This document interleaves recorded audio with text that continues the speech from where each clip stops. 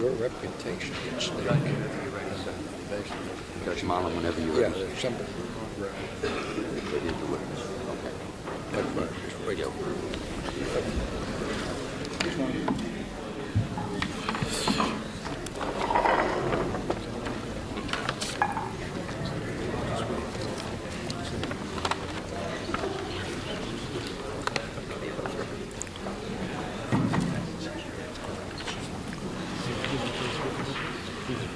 All right. Good morning, ladies and gentlemen. Mr. Mayor, are you ready to proceed?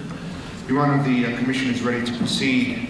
Would ask the Commission to call the first witness, James Wood. Will you please rise, Mr. Wood? Raise your right hand. Do you solemnly swear or affirm that the testimony you're about to give will be the truth, the whole truth, and nothing but the truth, so help you God? I do. Thank you. Please be seated. Mr. Armayo. Your Honor, the questioning of Mr. Wood will be conducted by Associate Counsel David Burns. Mr. Burns, you may proceed. Thank you. Mr. Chairman, by way of background, in March of 1993, investigators from the Internal Affairs Bureau of the New York City Police Department arrested two members. Mr. Burns, would you please keep your voice up a little bit and speak a little more slowly, because as it comes through the microphone, it gets kind of filtered. So. Sure. In March of 1993, investigators from the Internal Affairs Bureau of the New York City Police Department arrested two members of the New York Drug Enforcement Task Force, otherwise known as the DETF, on charges of selling narcotics. These officers were Sergeant Joseph Termini and Detective Jeffrey Beck. Also arrested was New York State Police investigator Robert Robles. Sergeant Termini and Detective Beck had given an informant 4 ounces of heroin to sell for them. Upon receiving this heroin, the informant contacted former New York City Lieutenant James Wood and then New York City Police Sergeant James Dowd and informed them of the situation and asked for their advice. Wood and Dowd contacted the Internal Affairs Bureau and convinced the informant to work with the Internal Affairs Bureau in making a case against these officers. The informant cooperated and worked with the Internal Affairs Bureau, and as a result of his efforts, Beck, Termini, Wood. Mr. Wood, are you currently employed? Yes, I am. And where are you employed? I work for a security company in the Bronx. Mr. Wood, would you try to keep your voice up, please? Yes, sir. Thank you. What By was the your, way, go ahead. I'm sorry. What was your prior employment, Mr. Wood? I was a lieutenant in the New York City Police Department. Are you retired from the police department? Yes, I am. When did you retire from the police department? July 1992. And your rank at the time of retirement was lieutenant. Yes. Mr. Wood, would you please give the Commission a brief history of your career with the New York City Police Department? I was appointed to the police department in January of 1970. I went to several different patrol precincts, and I spent 14 years of my 23 years in the narcotics division.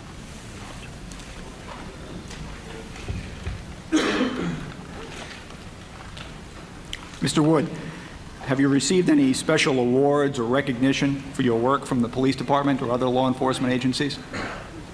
I have about 40 department recognitions from the police department. Mr. Wood, how many years did you spend conducting and supervising narcotics investigations? Close to 14 years. How many narcotics investigations do you think you've conducted? Around 1,000. Mr. Wood, would you please describe for the commissioners just one or two of the larger cases you've worked on, just to give us an example of the kind of work you did? With the informant that was involved in this case, we did a case that we went to California and we seized 300 kilos of cocaine and arrested 19 Colombian nationals. I've worked on cases in South America where we seized 800 kilos of coke, 600 kilos of coke, a couple $1 million. You said you retired as a lieutenant. You were with the Drug Enforcement Task Force. How long were you with the DETF? From December of '87 to my retirement in July 1992. Could you please explain to the commissioners what the Drug Enforcement Task Force is? It's a tri-agency under the auspices of the Drug Enforcement Agency. It's composed of New York City police officers, state police, and DEA agents. DEA is Drug a Enforcement. branch of the federal government. Is that correct? Department of Justice. Right. Thank you. Mr. Wood, would you explain to the commissioners what the actual structure of the DETF was as an organization? When I originally arrived, there was 4 divisions with 12 enforcement groups. Each division had 3 enforcement groups that were comprised of a mixture of New York City police officers, state troopers, and DEA agents. Who supervised each of these divisions within the DETF? Originally, when I arrived, there was 2 myself and another city lieutenant, and 2 DEA special agents. And who did these division chiefs report to? Deputy chiefs, either an inspector from the New York City Police Department or a captain of the New York State Police. And I assume you would report to the inspector from the New York City Police Department within that structure. That's correct. Who did the commanding officer of the DETF report to? Who did the NYPD commanding officer report to? The chief of the task force was a DEA special agent. Who within the police department would the inspector, who was the commanding officer, report to? The chief of the Organized Crime Control Bureau. Mr. Wood, how many NYPD personnel were assigned to the DETF when you first arrived there? I think there was approximately 80.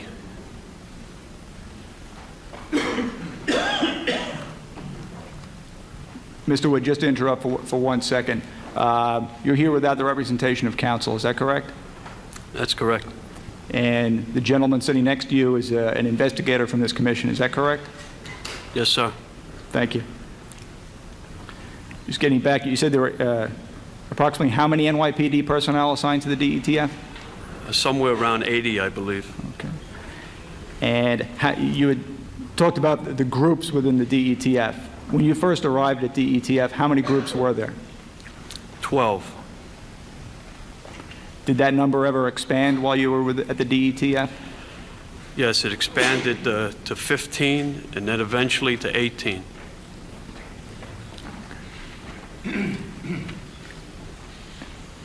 And these groups were made up of DEA agents, NYPD detectives, and state police investigators. That's correct. Did each of these groups have an NYPD sergeant assigned as a supervisor? No. So in some of these groups, you're saying that there were NYPD detectives working without NYPD supervision within the group. Yes. Was this lack of NYPD supervision a cause for concern? Most definitely. Why is that, Mr. Wood? Police department supervisors are taught they are totally accountable for all their subordinates' actions. With the state police and the DEA, our men weren't held as accountable to them as they would be with a city sergeant. Mr. Wood, how did the procedures for supervision used by the DEA and the state police compare with that of, say, the narcotics division of the police department? They were much looser. Can you expand upon that a little bit? Maybe give us some examples as to what you mean by looser? For instance, there were times I would go into a group and look for a city detective and ask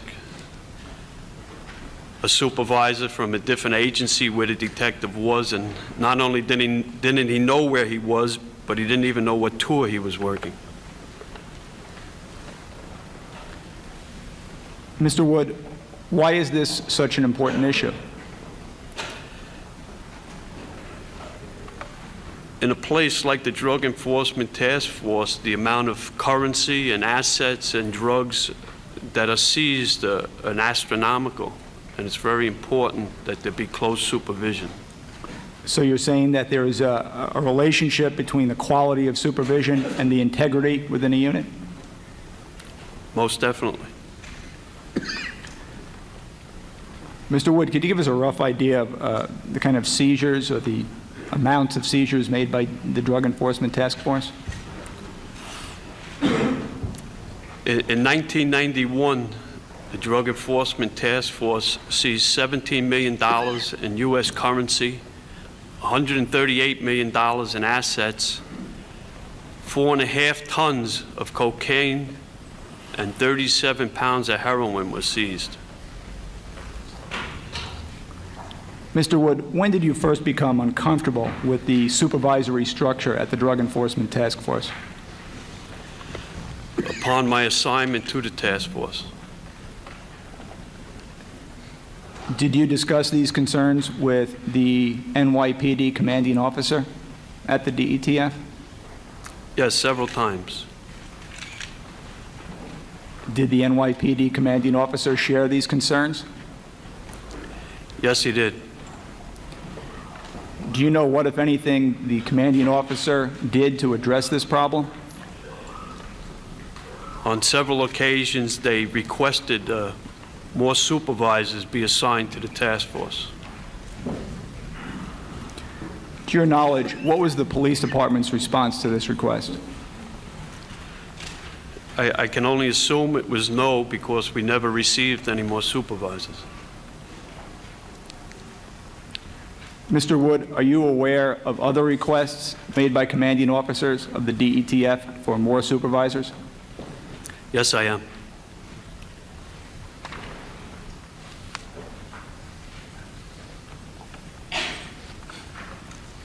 Mr. Wood, I'm showing you a series of documents which I have deemed marked as Commission's DETF Exhibits 1 through 6. Could you please tell us if you've seen these documents before today?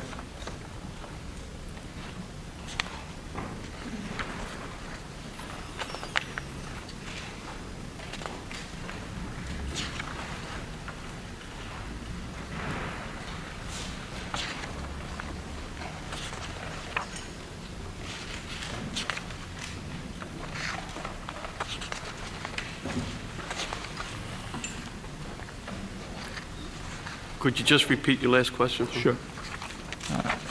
Have you seen these documents before today? Yes, I have. Could you please tell the commissioners what's contained in these documents? These are 6 different requests by 3 different commanding officers of the Drug Enforcement Task Force requesting more supervisors. Could you tell us what is the date of the earliest request there?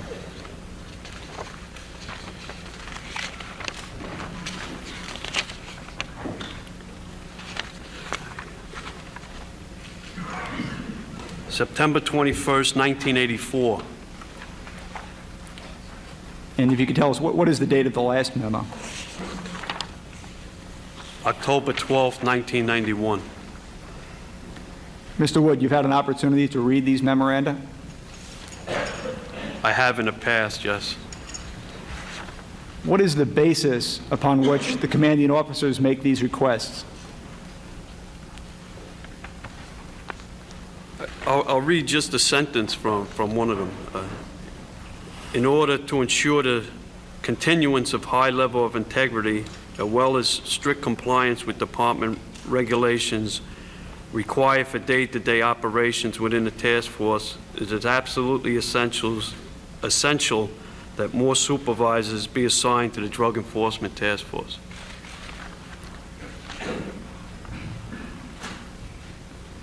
So one of the bases for this request is integrity, concerns about integrity in the unit. That's the most important. Is this a theme that runs through each of these memos? Yes, it is. Did there come a time when more supervisors were assigned to the DETF? Yes, they did, but not until after the arrest of the 3 individuals. Thank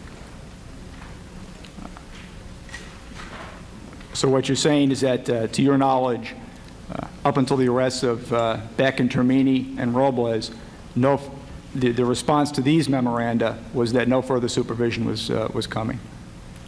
That's correct. Mr. Wood, are you familiar with the position of Integrity Control Officer, otherwise known as the ICO, in the New York City Police Department? Yes, I am. Would you please explain the purpose and function of an Integrity Control Officer? Integrity Control Officer is assigned to a command to ensure that the command maintains a high degree of integrity.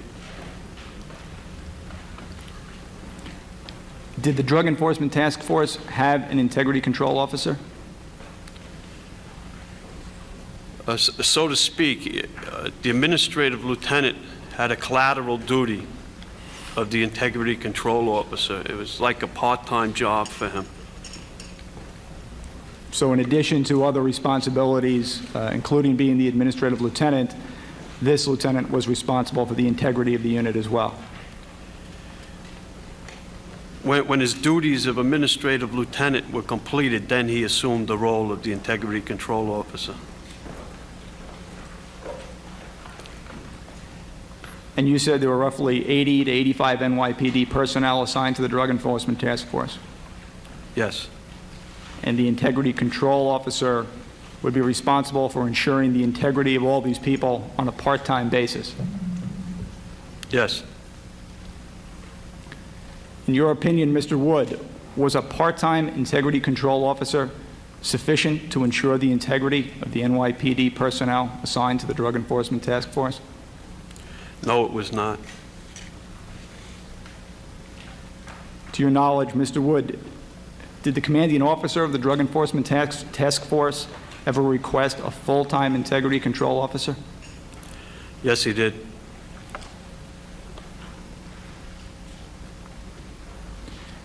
To your knowledge, Mr. Wood, when did the Drug Enforcement Task Force finally receive a full-time Integrity Control Officer? After the arrest of these 3 individuals.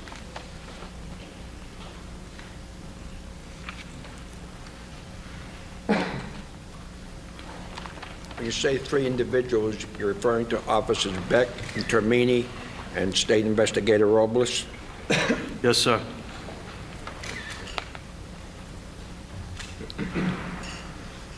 At this point, Mr. Wood, I'd like to question you about your knowledge of the investigation conducted by the Internal Affairs Bureau, which resulted in the arrests of Beck, Termini, and Robles.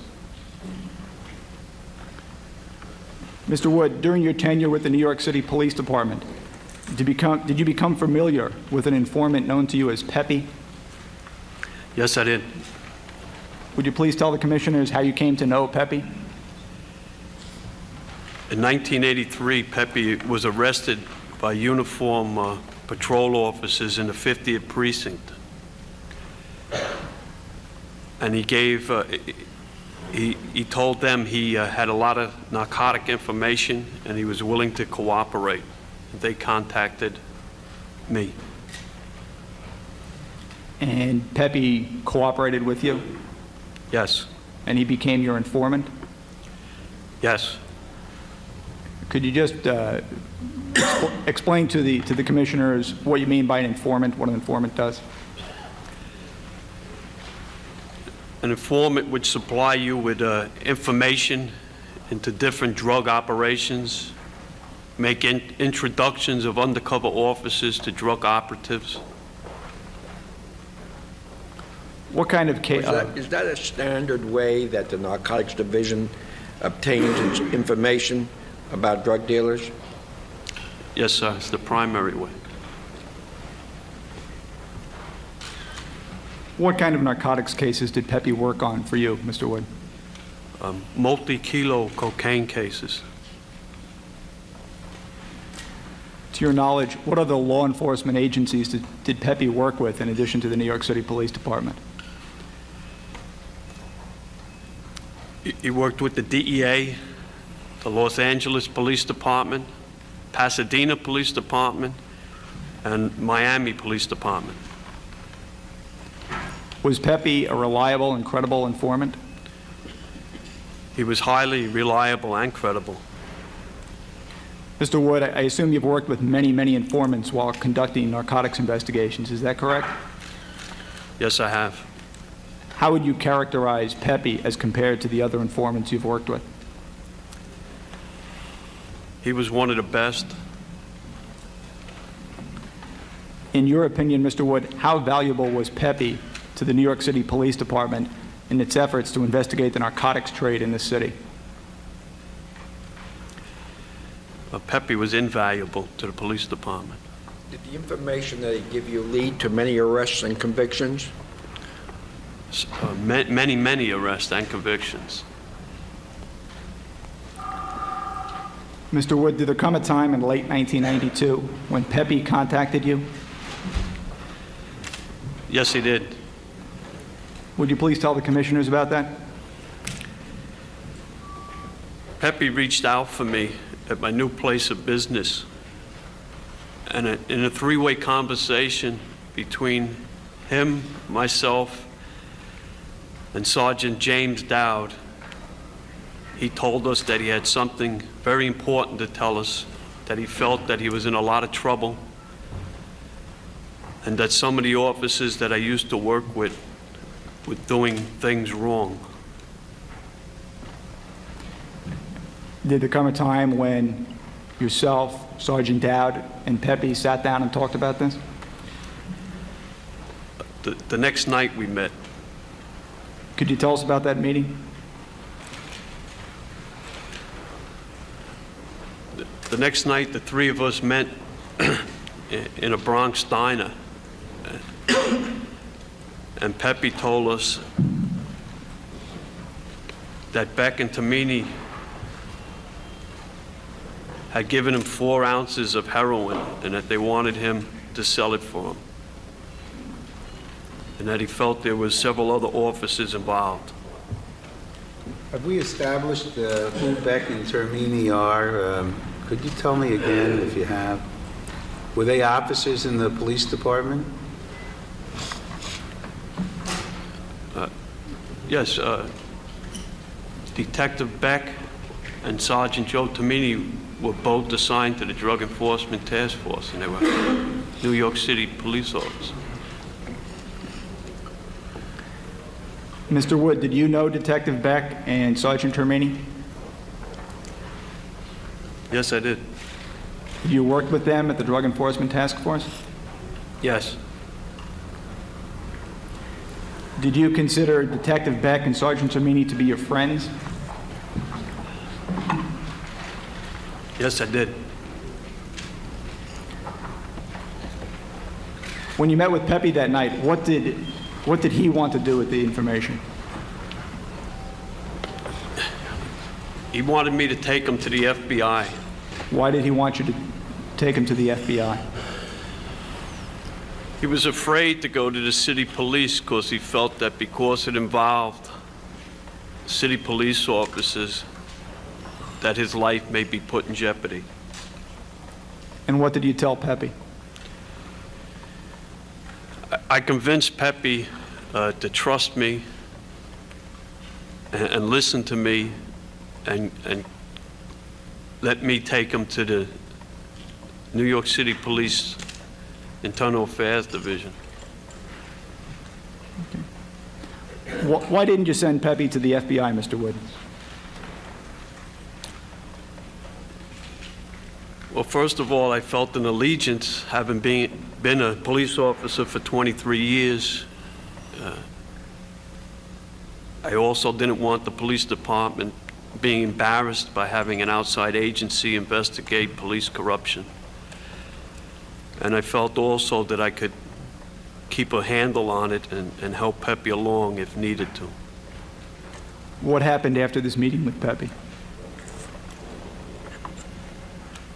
The next morning, I called a chief assigned to the Organized Crime Control Bureau, and I told him about the information that I had. And what did this chief tell you?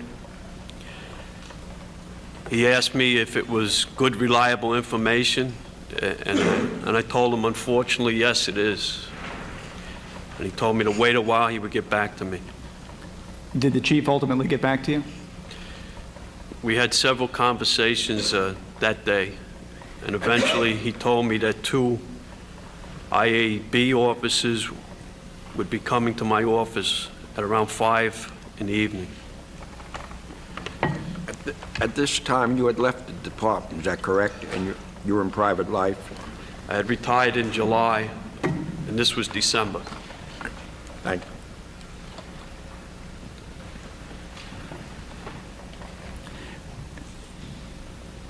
Ultimately, did personnel from the Internal Affairs Bureau come to your office? Finally, about 7:30 that night, an inspector and a captain from the Internal Affairs Bureau came to my office. Could you tell us about what transpired in your office?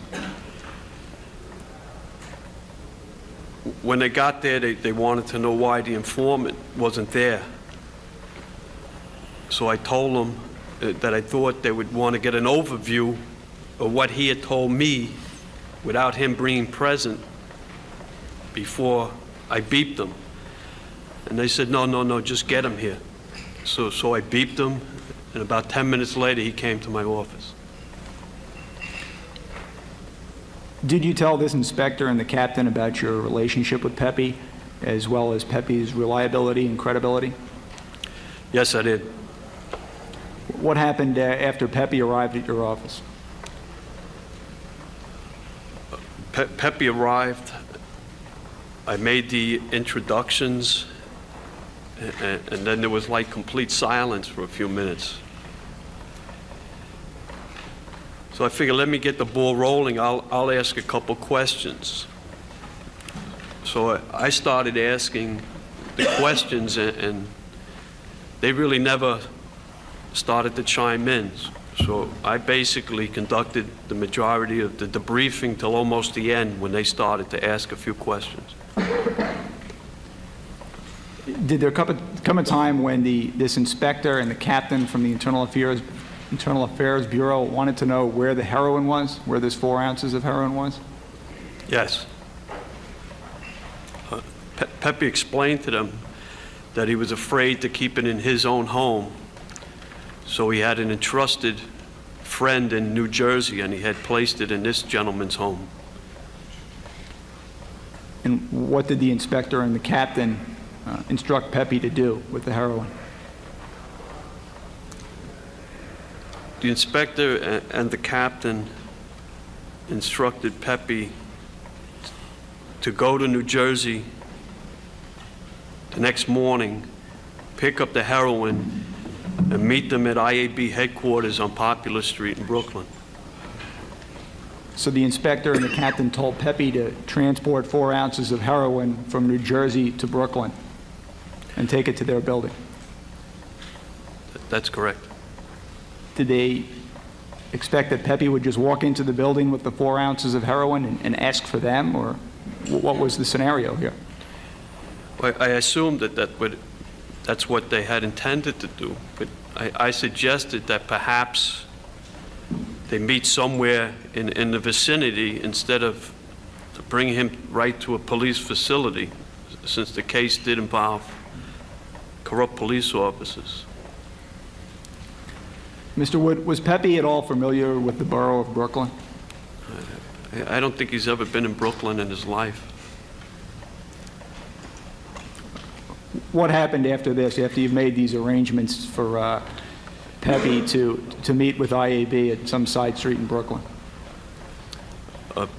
Pepe started to leave, and I said, well, aren't you going to give him a phone number so he can contact you? And they were reluctant to give him an office phone number, so they gave him a beeper number. And then Pepe said to the captain, I think it was, he says, what code do you want me to put in the beeper? And the captain said, what do you mean a code? So we explained that when he sees a strange number in the beeper, by having a code, say 111, he would know it was the informant calling him, even though it was a strange number. Did you provide any other guidance to the inspector and the captain as to how to approach this investigation? After Pepe had left, the inspector turned to me and said, you know, I really wouldn't know how to even do an investigation like this. So I told him any help that he would need, I would give him some guidance. And I just told him a couple of tips. I suggested that he get money together to pay the cops for the heroin to keep the case going. And I also advised them against the use of any surveillance vans when they're doing something with the cops. Why did you advise them against using surveillance vans? These particular officers were in an elite narcotics unit. They had been conducting high-level narcotic investigations for several years. And knowing that they were doing something wrong, that would be one of the first things they would look for. Mr. Wood, to your knowledge, how much money were Beck and Termini expecting from the sale of the heroin? I believe it was $25,000. And I assume the next logical step in this investigation would be to give Beck and Termini this money so they think the heroin has been sold and somehow capture that event on audio and video if possible. After you put together some background, that would, to me, be the next logical step. At this point, Mr. Wood, after Pepe and the inspector and the captain have left your office, have you formed an opinion as to the ability and/or experience of these individuals to conduct this investigation? I knew there was going to be a problem. I mean, they looked like they didn't have an idea of what direction to go at all. So I was hoping there would be someone else in the Internal Affairs Division that would have the experience to guide them. What happened after this in terms of the investigation? The next morning, I forget what time, I think it was 9:30, they were supposed to meet the informant at a Brooklyn location where he was to give them the heroin. I think it was 9:30. At about 9:45, I received a call at my office from the captain, and he said, "Hey, your boy never showed up."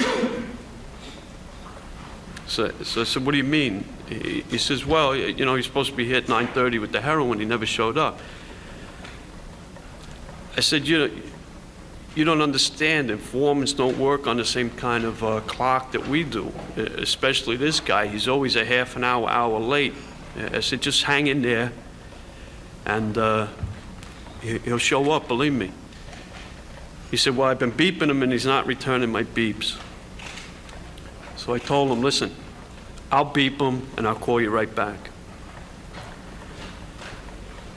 I beeped the informant, and about a minute later, he called me and said, "What's going on? I've been waiting here since 9:30. Nobody showed up yet." So I called back the captain and told him, and they went to meet with the informant. Did you hear from the captain again that day? Later that day, the captain called me all ecstatic. "You were right, you were right. He brought us the heroin." And I assume at this point, Pepe is going to work and is working with the Internal Affairs Bureau on this investigation. That's correct. When did you hear from the Internal Affairs Bureau again? About a week later, on a Saturday night, I think it was, early evening, 8:30, 9 o'clock, I was home with my family, and the phone rang. And the person identified himself as a sergeant from the Internal Affairs Action Desk. And he asked me if I was retired Lieutenant James Wood, residing at such and such a location. He read my old tax number, and he said, "Are you the lieutenant who gave corruption information on fellow members of the task force. So I was a little taken back, but I said yes. And he asked me several different questions that led me to believe that they were on an active surveillance on these particular officers. About 10 minutes later, my phone rang again, and it was a detective from the Internal Affairs Division's Action Desk. He went through the same litany of questions and had other similar questions about the surveillance. About 20 minutes after that, a different sergeant from the Internal Affairs Bureau called my home again, asked me the same litany of questions, and then asked me several different questions about a surveillance that were conducted. At which time my family became alerted and knew that I had involved myself in something with the police department. Mr. Wood, did you speak with Pepe during the course of this investigation? Several times. What did Pepe tell you about the investigation?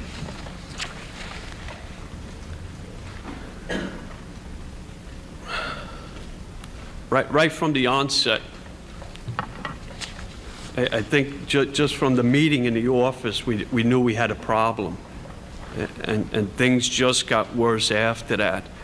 When they met Pepe the next day in Brooklyn, an undercover IAD officer just walked up to his car and banged on the window of the car and scared the life out of him, not knowing who he was. And then he eventually showed him a shield, but then led him right to Popular Street with the heroin, right to the building. And it just got worse. He was scared. He actually thought they were going to get him killed. Did Pepe tell you about certain events that occurred during the course of the investigation which he had a problem with? Yes. The same day that he gave them the heroin, an undercover IAD officer took them to a mall in Brooklyn. And they walked around the mall for several hours. Eventually, the officer was beeped, and at that point, he told Pepe, okay, we're going to call up, which one of the officers, I don't know, I think they were going to beep Tamini. You mean they were going to beep one of the corrupt police officers? Right. And they wanted him to tell them that he had the $25,000 for him. So Pepe tried to explain to the IAD officer that perhaps this isn't the best idea right now because they're going to get raised up or be alerted because, first of all, they know he never goes to Brooklyn, and there would be a lot of questions as to why he already had the money. But the officer insisted that he was running the investigation and wouldn't hear of it. Took him to a payphone, hooked up a recording device to a public phone in the mall, and had the informant beep one of the officers. Did the officer ultimately respond to the beep? Yes. And the first thing he said, what are you doing in Brooklyn? And then eventually he had concerns of how he asked questions about, you already have the money? Did Pepe tell you about the use of a surveillance van? Shortly after that day, there came a time where one of the officers was to come to Pepe's residence and pick up the payment for the heroin. The informant was in the apartment with several IAD officers awaiting for the corrupt officer to arrive, and he never did. one of the IAD officers said, "See, I told you." I mean, they gave the informant the feeling that this wasn't true, it was unbelievable, and he felt that it was actually a scheme for him to steal $25,000 from them.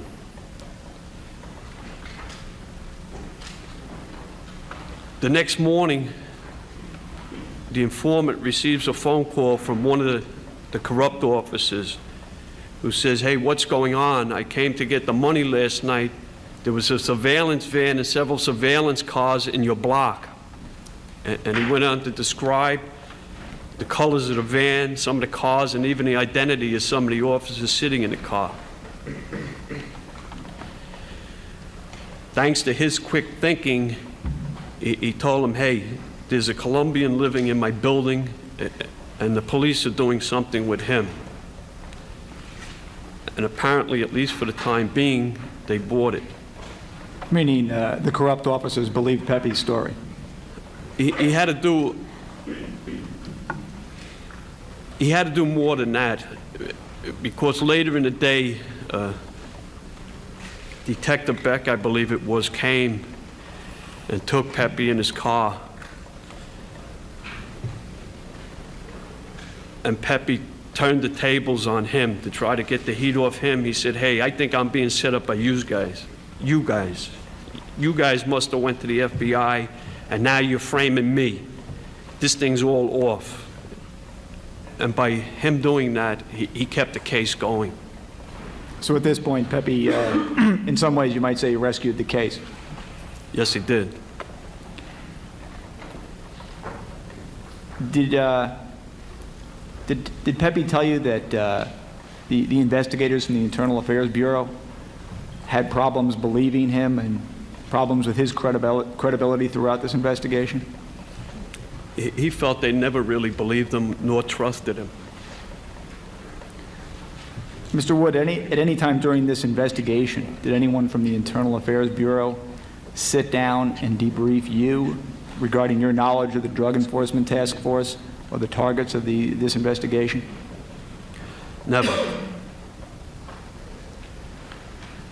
Mr. Wood, did Pepe feel safe working with the Internal Affairs Bureau? There were times when we spoke, he told me that he was not only in fear of his life, but even the safety of his family because of the way they were conducting the investigation. He went as far as to say that if these guys were real coke or heroin dealers, he already would be dead. You mean if he was working against drug dealers as opposed to crooked cops, he thinks he would have been killed? Yes. Could I go back a moment to the building? I understand that there was some concern on the part of you and the informant in terms of going into this building in Brooklyn, this police facility. Was this a police facility where Beck and Termini would go from time to time? It's an internal affairs building that active police officers assigned to Internal Affairs Division conduct their business out of, and also police officers who are under investigation and going to hearings actively go in and out of the building. This is on Poplar Street, is it not? That's correct. Mr. Wood, Pepe has worked with some of the premier law enforcement agencies in this country. Is that correct? Yes. And that would include narcotics investigators from the New York City Police Department. Is that correct? Yes. Mr. Wood, what was Pepe's assessment of the investigative abilities of the investigators from the Internal Affairs Bureau? He told me they didn't have any investigative abilities. Mr. Wood, after speaking with Pepe about this investigation, and based upon your 23 years in the New York City Police Department, what was your assessment of the abilities of the Internal Affairs Bureau? It appears to me they were incompetent. Would you characterize the strategy for this investigation, the way in which you presented it to the inspector and the captain, Was it a peculiarly sophisticated type of investigation, or was it something that happens frequently, or did during your time working with the police department? We handed a simple investigation to IAB. I gave them a highly credible informant who already had the heroin. All they had to do was tie it in a bow and complete it.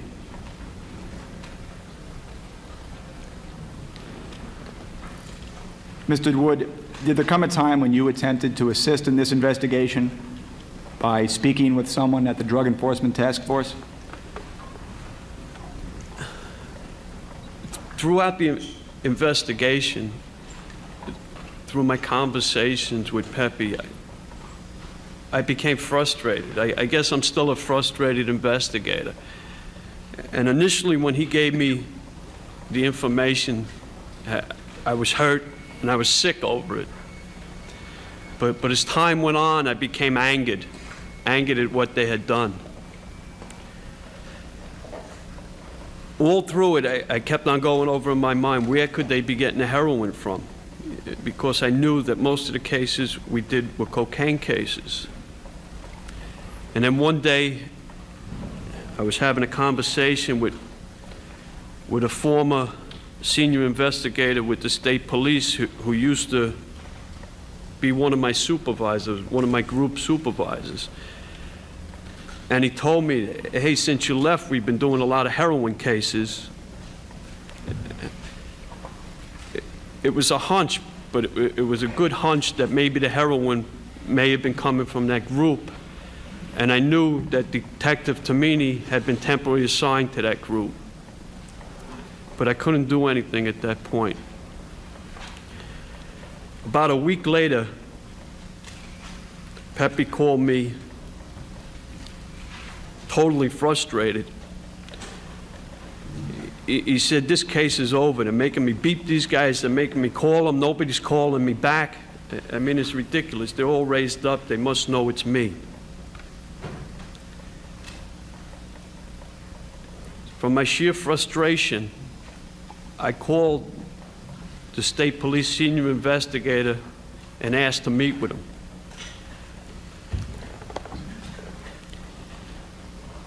When we did meet, I told him what was going on. I told him about the investigation. And I told him of my feelings that maybe the heroin was coming from his group. He's probably one of the best senior investigators in the task force, probably one of the most knowledgeable and probably one of the most trustworthy. For about 2 weeks, I never heard from him. And then one day he called, very upset, and he said to me, I think I found it. He had been delving through and reviewing all the lab reports and all the lab results, and he felt he came up with a discrepancy that pointed towards where the heroin was missing. But now we had a dilemma. What did we do? For him to go forward, he had to say that I had told him, and in the eyes of IAD, compromised the investigation. But I told him, don't worry about it. Just go to your boss and tell him I told you, which he did.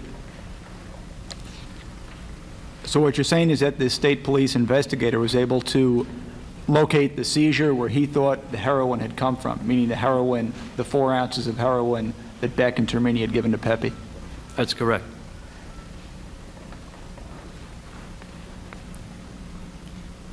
And he went to his supervisor to tell him in an effort to assist the investigation.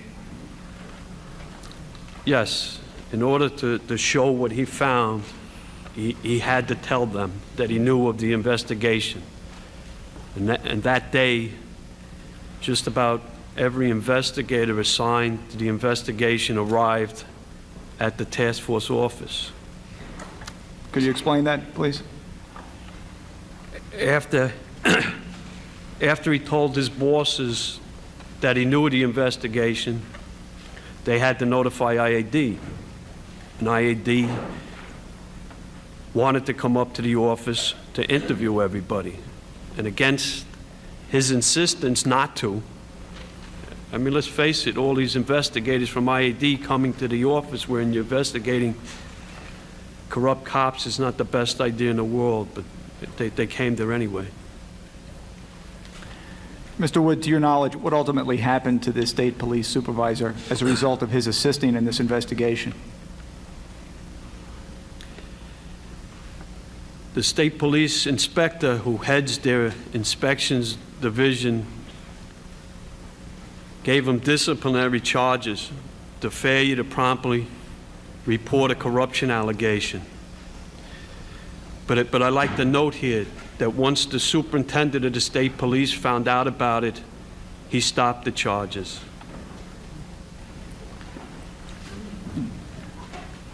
After this, officers Beck, Termini, and Robles were in fact arrested by the Internal Affairs Bureau of the New York City Police Department. Is that correct? That's correct, yes. And that was in March of 1993. Is that correct? Yes, the senior investigator, he went on to help them in their investigation, and he actually worked on the investigation with them for 2 or 3 weeks towards the end of it, and was helpful in cloning beepers and rudimentary investigative skills. He gave them what they lacked. After the completion of this investigation, Beck and Termini and Robles are under arrest. What was your next experience with respect to this investigation? 2 IAD officers arrived in my office with a subpoena for work records. What happened with the subpoena? I called the assistant U.S. attorney and said, what's going on? I felt I should have at least had the courtesy of a phone call before 2 people from IAD walk into my office and embarrass me in front of employees who work for me. And he apologized, and he said, listen, I should have spoken to you prior to this, but I'd like you to come down to my office and meet with me so we could go over some of the background on these 3 individual officers. And I set up an appointment to go see him. Mr. Wood, you said that they served you a subpoena for your work records. What work records are you referring to? By this time, you were out of the department, were you not? Yes.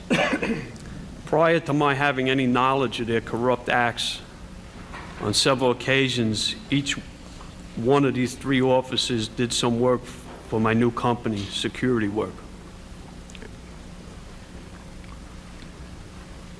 Mr. Wood, what occurred at this meeting? I went to the U.S. Attorney's office, and he walked me into a conference room where there were 4 other gentlemen, a lieutenant from IAB, a captain from IAB, an inspector from the state police, and a DEA special agent. The questioning started with Mr. Fine actually asking me background information, but quickly it turned to interrogating me. Will you identify for the record who Mr. Fine is, please? Mr. Fine is the assistant U.S. attorney. Continue, Mr. Wood. They started asking me questions like, are you owners in this new company where you're employed? Do you know Jeff Beck's father? Did he ever do investigative work for you? They asked me a few other names that I didn't recognize. And then there came a time where the state police inspector said to me, you know, you caused us a big problem when you told the state police senior investigator about the case. I felt confused at that point because this senior investigator gave to them the one piece of evidence that they needed to complete the chain of evidence for a conviction. And I told him so. And he seemed to get upset. And he pointed over at me and he said, "I want your home address." Against my better judgment, I sat there and I gave him my home address. He then said, "I want the name of your new company and the address of your company," which I did. The captain from IAB, with a smirk on his face, then says to me, "Hey, I heard Beck and Tamini were your boys."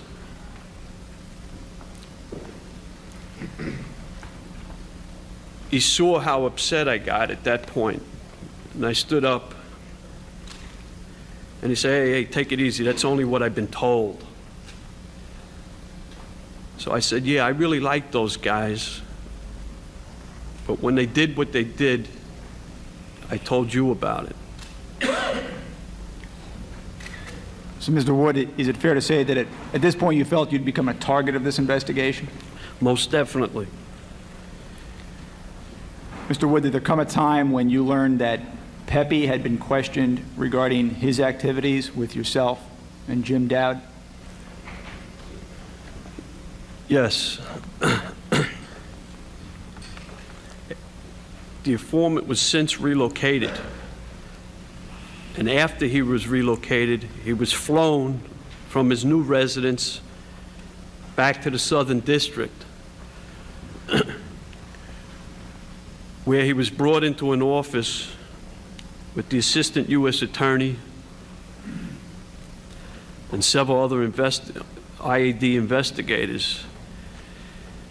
And they said, "Listen, we feel you haven't been totally honest with us. Isn't it true that during the course of your relationship with Lieutenant Wood and Sergeant Dowd, that they skimmed money from the funds that they paid you, and that you gave them kickbacks, and that over the last few years that you worked for them, you gave them large amounts of jewelry, diamonds, and expensive watches? And isn't it a fact that you installed an underground sprinkler system in Lieutenant Wood's home, all of which is false, and all of which the informant told them was a lie?"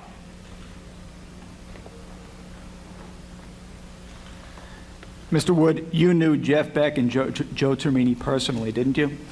Yes. They were your friends, is that correct? Yes.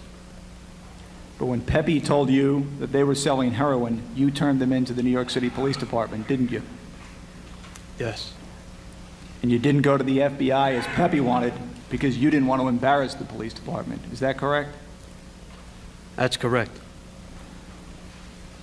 But after all this, what did the police department do to you?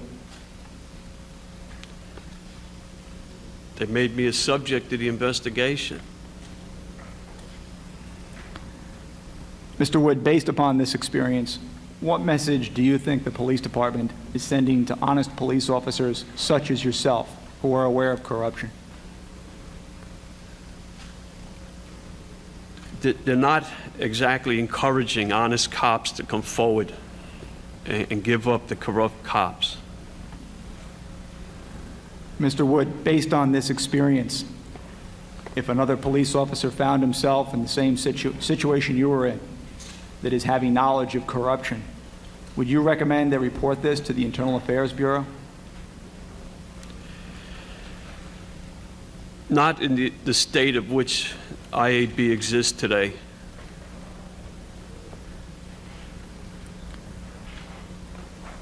Mr. Wood, this week this commission has heard testimony from several former New York City police officers. These officers have characterized honest police officers who turn in corrupt officers as rats. Mr. Wood, do you consider yourself to be a rat? No. I'm not sure what the motivation, what you believe the motivation is. Are you telling us you think that IAD and its successor were clumsy and inefficient, or are you telling us that in your view, from your experience and overview of what transpired, that it's more than that it's willfulness?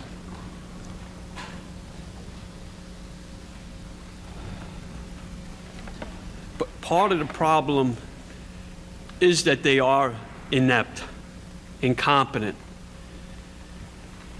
The other part of the problem is they don't believe there are honest cops. And it becomes an us against them.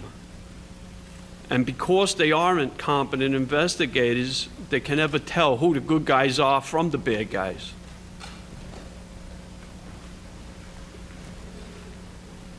Mr. Wood, was your assistance in this investigation ever formally recognized by the New York City Police Department? Never. Mr. Wood, do you have a statement you'd like to read to the Commission today? Yes.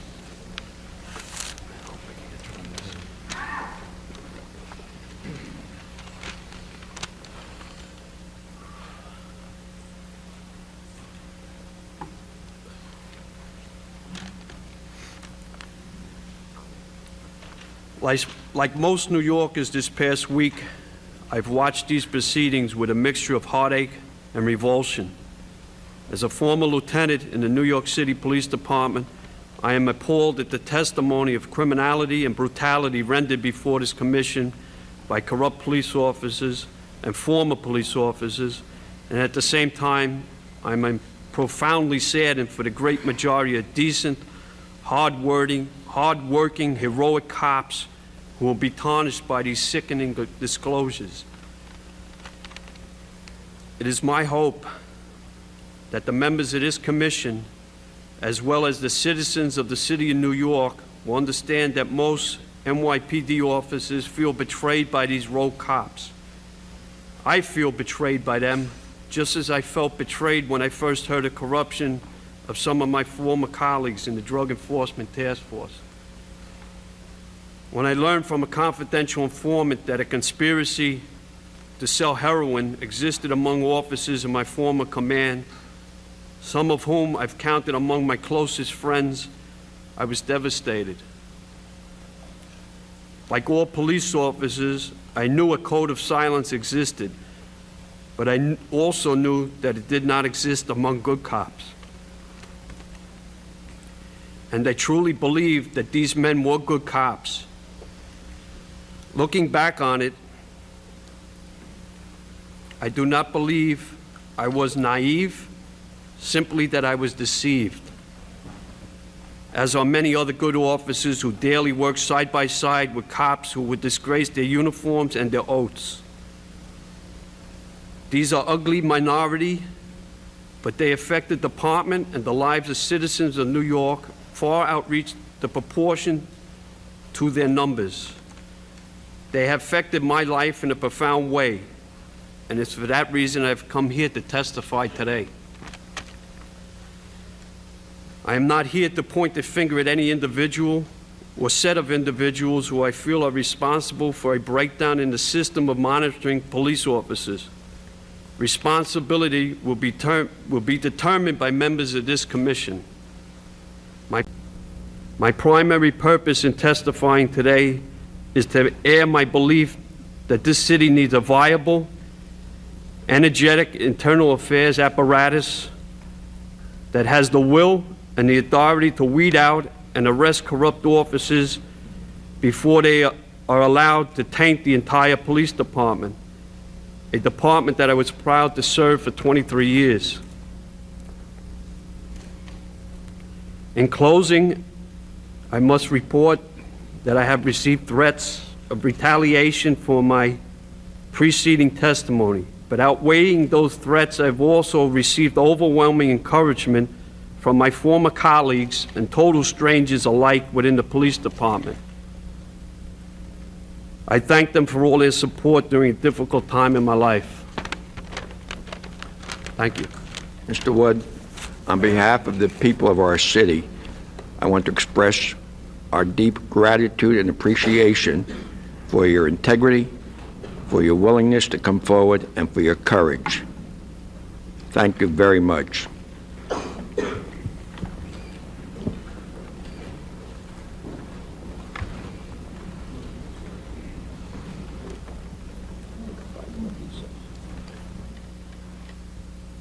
There will be a 5-minute recess, and then we will resume.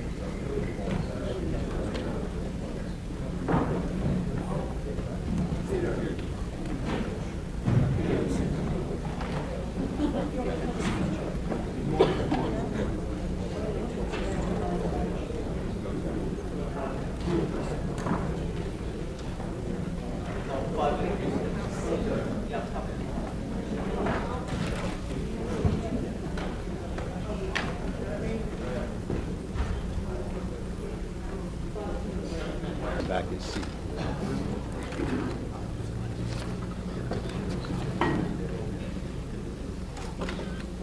All right, fellas. Mr. Armayo, are you ready to proceed? Ready to proceed, Your Honor. Ask you, Mr. Chairman, to call the next witness, James Dowd. Mr. Dowd, would you please rise? Raise your right hand. Do you solemnly swear or affirm that the testimony that you're about to give will be the truth, the whole truth, and nothing but the truth, so help you God? I do. Please be seated. Thank you. Your Honor, I'd ask Mr. Burns to proceed with the questioning. All right, Mr. Burns. Thank you. Would you please state your full name? James Dowd.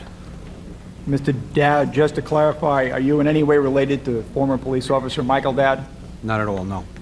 Mr. Dowd, would you please raise your voice or pull the mics a little bit closer? Yes, sir. Go ahead, Mr. Armayo. Thank you. Mr. Burns. Mr. Dowd, are you currently employed? Yes, I am.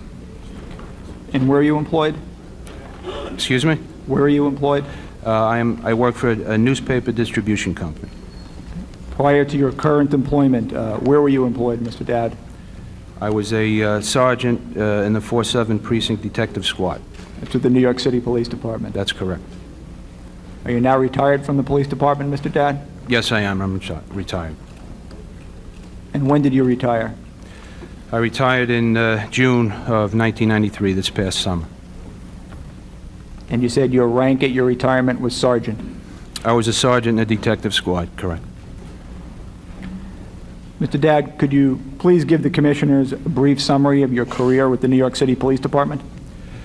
I was appointed to the police department in November of 1979, where I was assigned to Midtown North Precinct, later assigned to the Bronx, then back to Manhattan Task Force and a robbery unit. I was then transferred to the Narcotic Division in 1983, where I spent 3 or 4 years. Then I was into the Detective Bureau. Then I was promoted to Sergeant in 1988. I was a detective in the Drug Enforcement Task Force, Bronx Narcotics, Manhattan South Narcotics, before being promoted to Sergeant. When I was promoted to Sergeant, I was put back in uniform. I worked for a year in the Bronx. Then I was transferred back to the Detective Bureau. Mr. Wood, have you ever received any honors or awards for your service with the police department? Yes, I have 20 or so citations. Mr. Wood, during your tenure with the New York City Police Department, did you develop a relationship with a confidential informant known to you as Pepe? Yes, that's correct. Could you please tell us about Pepe and how you came to know him? I first came to know Pepe in, I believe it was late 1983 or 84, when he was arrested in the 50th Precinct in the Bronx. I was an investigator at the time, and I was asked to debrief this individual after he was arrested. And after his debriefing, he went to work for you as an informant? Yeah, during the debriefing, he told myself and Lieutenant Wood, who was my supervisor in Bronx Narcotics at the time, that he had quite a bit of information on drug dealing going on in New York City and elsewhere. As an informant, what kinds of cases did Pepe work on for you? Well, we started out buying ounces of cocaine in the Bronx, and it led to kilos and multi-kilos, to the point where we did a pretty large case out in Los Angeles, California, and Pasadena, where we recovered more than 300 kilos of cocaine and arrested 20 or so individuals. So it'd be fair to say that eventually Pepe was working on complex, sophisticated narcotics investigations and operating at the highest levels of the narcotics trade in this country? That would be correct, yes. To your knowledge, Mr. Dowd, what other law enforcement agencies did Pepe work for? Pepe worked for the New York City Police Department, the Los Angeles Police, Pasadena Police Department, the Drug Enforcement Task Force. I believe he worked in Miami, maybe a couple of other spots, but I'm not sure. In your experience, Mr. Dowd, conducting narcotics investigations, how reliable did you find Pepe to be as an informant? Pepe was extremely reliable. I not only investigated the cases that he gave us, I acted as an undercover in quite a few of the high-level cases. Mr. Dowd, could you give us an estimate, if you can, of how many individuals you think were arrested as a result of Pepe's work as an informant? I would estimate somewhere in the area of 200 or so individuals were arrested because of his cooperation. And could you give us an idea, and I know it's difficult to do this, of the volume of narcotics which you believe were seized as a result of Pepe's work? To the best of my knowledge, I would say probably close to 1,000 kilos of cocaine, heroin, some marijuana. Is it fair to say, Mr. Dowd, that in your opinion, Pepe was an extremely reliable informant who made a substantial contribution in this city's efforts to combat the narcotics trade?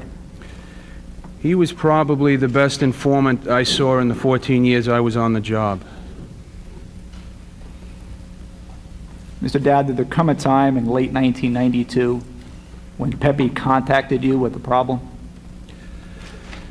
In early December of 1992, I had received a telephone call from Jim Wood, and he had said to me that there was something wrong with Pepe, that it appeared that he might have been in fear for his life for some reason, and that Pepe wasn't really coming out with the full story. And Jimmy, knowing that I had worked with Pepe, thought that maybe I could get the full story from him. Pepe then called me, and we actually had a three-way conversation because Pepe's phone was able to do that.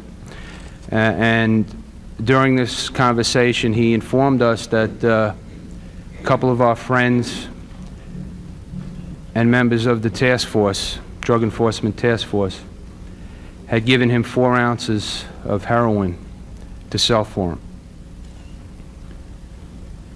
Mr. Wood, did you know Detective Beck at this time? I knew Jeff Beck. I worked with Jeff in Bronx Narcotics, and I know Jeff socially. Did you consider him to be a friend? Yes, I did. I consider him to be a friend. Mr. Dowd, what did Pepe want to do with this information and the 4 ounces of heroin? Well, at first, he was he felt bad that he had to come to us knowing that these guys were our friends. He said a couple of times during our conversations that he knew it was difficult, and if we wanted him to just forget that the whole thing happened, he would do that. And he would either sell us stuff or give it back to them and just make believe nothing ever happened.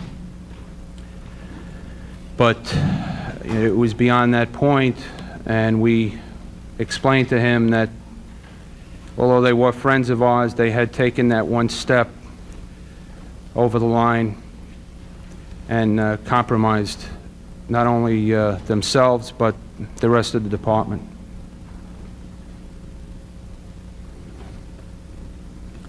What happened after this meeting with Pepe?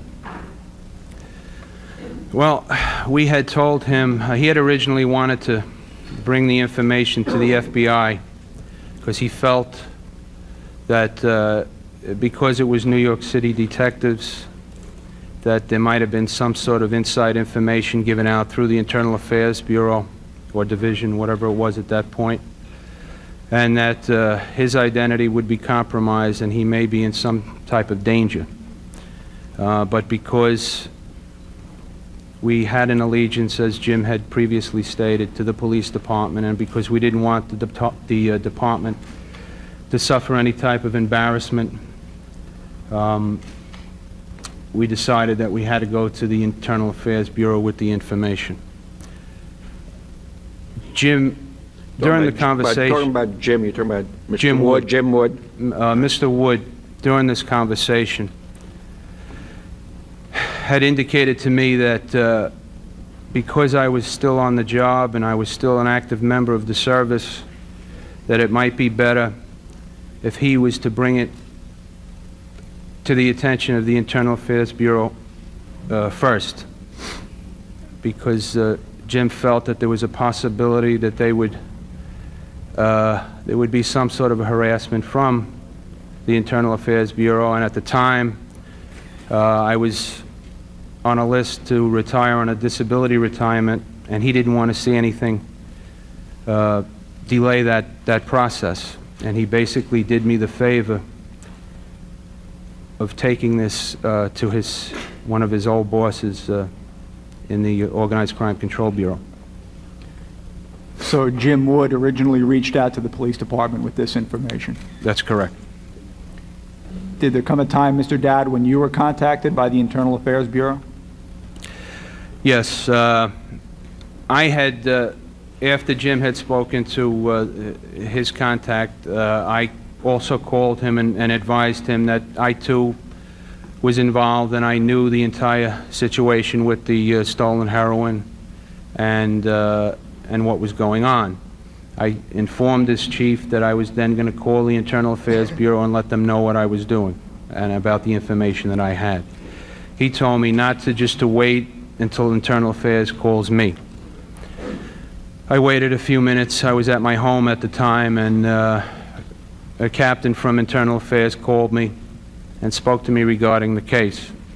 And he wanted to know what I knew, who told me, and basically to what extent I was involved in the knowledge of this information. Did you offer your services to assist in this investigation, Mr. Dowd? During the conversation with this captain, I wanted to give him a good background on the informant, being that I had done some very high-level cocaine buys with him, and I felt that as a supervising investigator, it was extremely important that he get every bit of background information, not only on the individuals that they were investigating, but on the informant himself, so that they would become more comfortable working with this individual. He really didn't let me get too far. He gave me the impression that he didn't need my help in any way, and he told me that he sort of cut me short, and he told me that if he needs me, he'll call me, which he never did. Just to clarify, this is a captain from the Internal Affairs Bureau you had this conversation with? That's correct. Soon after this, was it your understanding, Mr. Dowd, that Pepe was working with the Internal Affairs Bureau on this investigation? Yes, I stayed in contact with Jim Wood and I stayed in contact with the informant, Pepe, 2 or 3 times a week during the course of the investigation. During these conversations with Pepe while the investigation was ongoing, did he express to you his concerns about how the investigation was being conducted?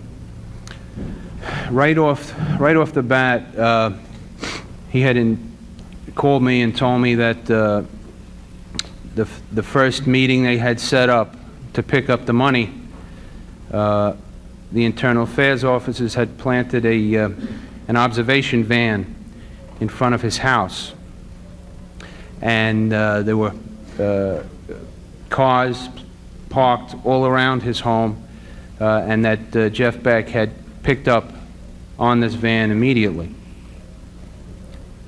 So Pepe expressed to you some concerns about the operational aspects of this investigation. Yeah, and at one point it was funny. He had called me and he said these guys, they think they're detectives. They couldn't find smoke at a barbecue. Did Pepe feel that the investigators from the Internal Affairs Bureau had experience in dealing with informants? No, it appeared to him, from what he told me, that they had never really worked with an informant at this high level of a type of a case before. He felt that they were treating him badly, that they were sort of turning on him, maybe suggesting that he had done some previous things with these detectives. At one point, he even said to me, he said, "You know, you and Jim Wood always treated me with respect and dignity. These people think I'm just some spick off the street." This is an inspector in the police department and a captain that were conducting this investigation? The captain, I don't know to what extent he was involved in it, but he was one of the supervisors that was doing the investigation. Yes, that's correct. Mr. Dowd, did Pepe ever tell you that he was afraid for his life during the course of this investigation? Several times during the investigation, Pepe had stated that Jeff Beck had told him that he knew he was being followed. And he kept hinting to Pepe, trying to find out whether Pepe was involved in this in any manner. At one point, he had a phone conversation with Jeff Beck, and Jeff had told him that he was home at the time, and Jeff had lived about an hour away from the city, and when Pepe hung up, about 10 minutes later, there was a knock at the door. And who was it? It was Jeff Beck. He wasn't home, and he wasn't an hour away. He was right downstairs on a payphone.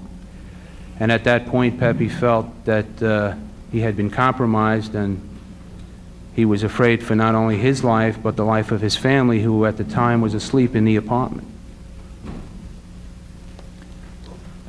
Based on your experience, Mr. Dowd, do you think the Internal Affairs Bureau was putting Pepe in danger during the course of this investigation?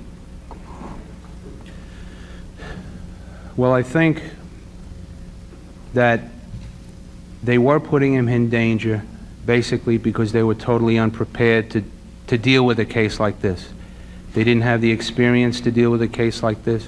They didn't have the right people, and they didn't use all the tools that they should have used.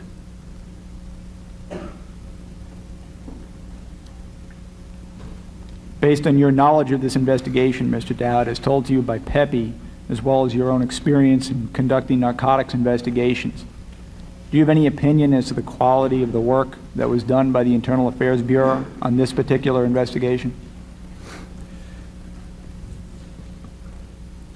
Well, right from the get-go, they were totally unorganized.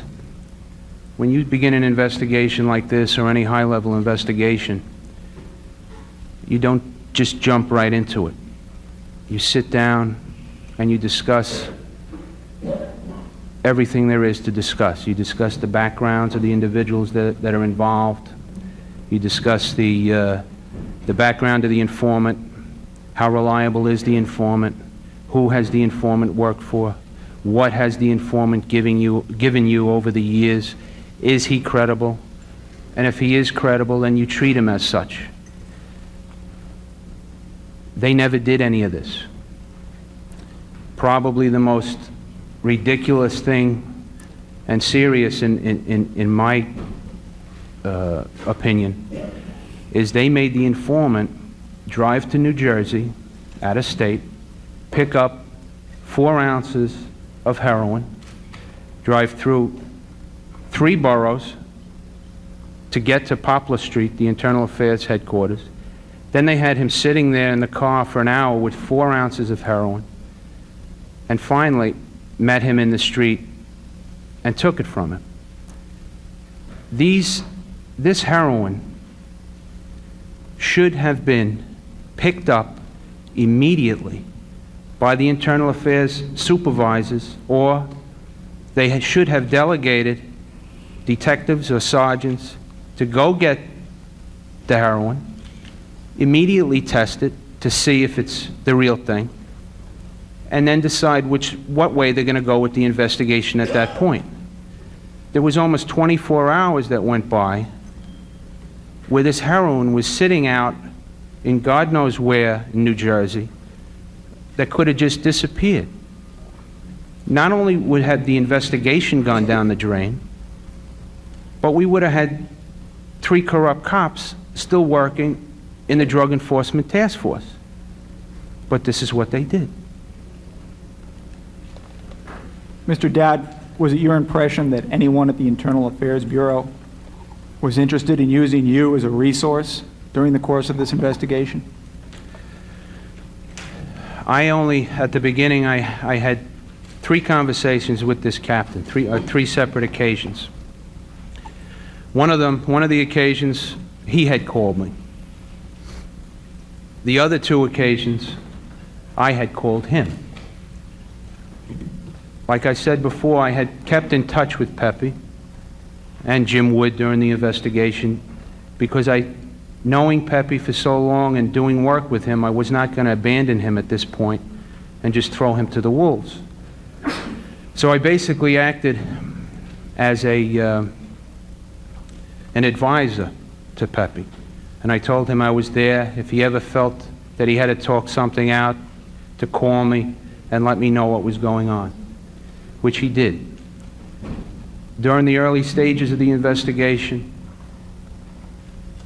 Pepe had informed me that he was afraid for his life, that the investigators were inexperienced, they didn't know what to do, they didn't know how to clone a beeper, which means just to get another beeper, and every call that comes into it will come to the other beeper so they know what the number is. They were making him make very important recorded phone calls from public telephones in malls. They were following Jeff Beck, not what we would call a loose tail in the business, but they were right on top of Beck, and Beck knew what was going on. He saw them in the mirror of his car. And right from the get-go, I had explained to this captain that you are dealing with undercover narcotic agents. These people, they are always looking in their rearview mirror. To this day, unconsciously, I still look in my rearview mirror to see who's behind me. But these guys, this was inbred in them. They always did this, and I said to him that it was poor judgment to do that, and that I was there if they needed my help, and he did not use it. Mr. Dowd, during the course of his working with the Internal Affairs Bureau, did Pepe ever tell you that he had information about other corrupt police officers in a particular precinct in the city? During one of our conversations, Pepe was describing to me how inept the Internal Affairs investigators were, and that he would never give them any additional information. And I said, well, what do you mean additional information? And he said, well, There are other corrupt cops in a precinct in this city that I know for a fact that are not only stealing and selling drugs, but they're providing protection for drug dealers. Well, I finished the conversation with Pepe. I hung up the phone, and I called this captain at IAB, and I told him what Pepe had told me, and that if he wanted, I would secure the information from the informant so he could set up another case. This captain, much to my surprise, told me that they can only handle one thing at a time, so let's finish this one, and when we're finished with this one, we'll do something with the other cops. After this conversation, did this captain from the Internal Affairs Bureau ever contact you regarding trying to develop this additional information? He has never called me back. Now, you're aware, Mr. Dowd, that in March of 1993, the Internal Affairs Bureau did, in fact, arrest Detectives Beck, Termini, and Investigator Robles. Is that correct? Yes, I'm aware of that. Mr. Dowd, did there come a time after this arrest when you were ordered to appear at the offices of the Internal Affairs Bureau?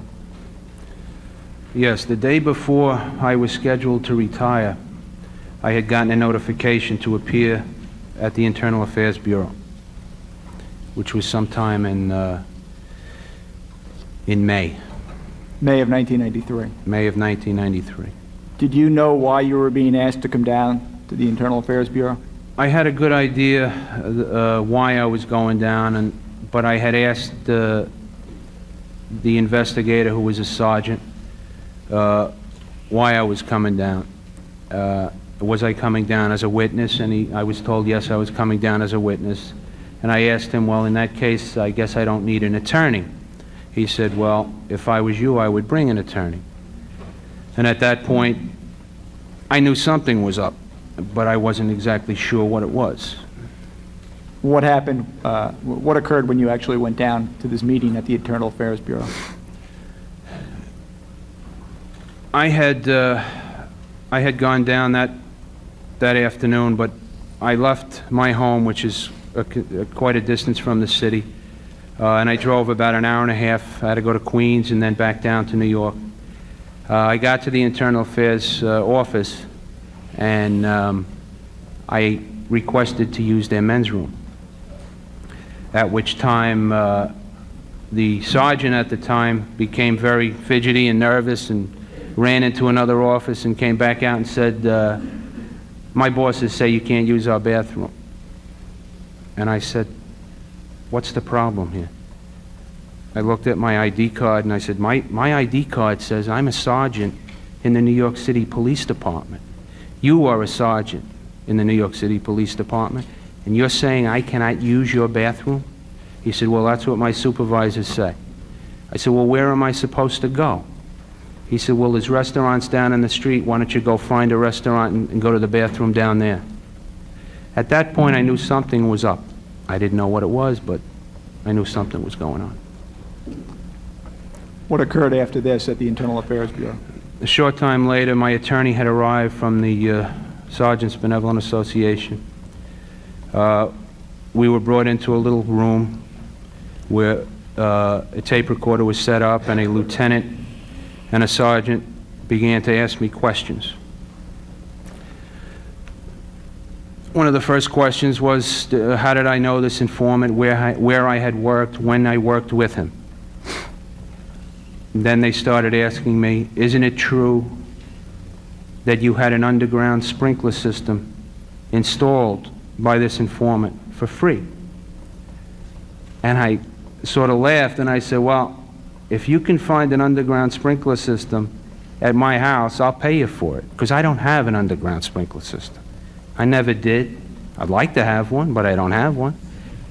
He then said, isn't it true that you accepted graft money from this informant? Did you ever see Jim Wood accept money from this informant? Did this informant ever buy you a gold, ladies and men's gold Rolex watch? And he went on with these questions. And at the time, I was upset because I don't know where they could have come up with these things. And I asked him, I said, where did you get these allegations? Did they come from Beck? I was entitled to know where these allegations were coming from. And according to police department procedure, from what I understand it, I was entitled to that information. When I requested it, it was not given to me. But it was obvious where it had come from. It had come from Beck and Tamini and these other guys that were spilling their guts trying to get out of what they were already in. Mr. Dowd, had it become clear to you that yourself and Jim Wood had become targets of the Internal Affairs Bureau investigation? It was evident at that time, yes, that myself and Lieutenant Wood were targets of this investigation all of a sudden. I think it appeared to me that IAB was trying to cover their tracks because they knew they didn't do such a good job with the other investigation, and they were looking to hang somebody, and maybe they thought that was us. Just as a matter of procedure, is it fair to say that when you had this telephone call inviting you down and the conversation got to whether or not what your role was, that in the appropriate response from what happened when you got there was that you were a target rather than a witness, or did witness give you enough information? When I got down there, it was pretty apparent that the word isn't target, it's more subject of the investigation, that yes, we were a subject of the investigation. And I guess my question is whether or not that's not the way it should have been conveyed to you on the telephone as opposed to witness. Correct. When these notifications are made, they are normally made through the precinct in a diary. Then the precinct will notify you, which they did. I called this investigator and let him know, hey, tomorrow's my last day. I would like to come down the day before. And he said, no problem. And at that time, I had asked him exactly what the course of questioning was going to be. What is the problem? Am I a witness or am I a subject? And at that time, he had told me, you're a witness, just come on down, there shouldn't be any problems. And when you came, it was fairly clear quite quickly that you were in fact the target. That's correct. Mr. Dowd, was there any truth to the allegations made against you that day? Absolutely no truth. Mr. Dowd, you knew Jeff Beck and Joe Termini personally, didn't you? Yes, I did. And you considered them friends? Yes, I did. I considered them friends.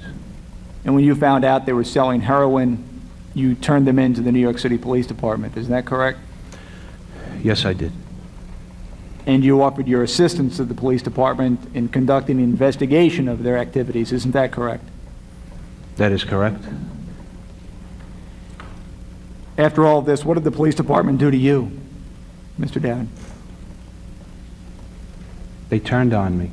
They made me feel that I was a criminal myself. In my 14 years on this job, I have never had an allegation of corruption or misconduct against me. And that the day before I retire, they hit me with this. It's a slap in the face. Given this experience, Mr. Dowd, what message do you think the police department is sending to honest police officers such as yourself who report corruption? I think the basic message is that if you have information, you better find somebody that's competent and willing to do the right thing with it. And obviously, the Internal Affairs Bureau is incapable of doing that. Mr. Dowd, earlier this week, this commission heard testimony from several former police officers. These former officers characterized honest officers who report corruption as rats. Mr. Dowd, do you consider yourself to be a rat? Well, I think in this city and in this police department, the word rat takes on many different definitions.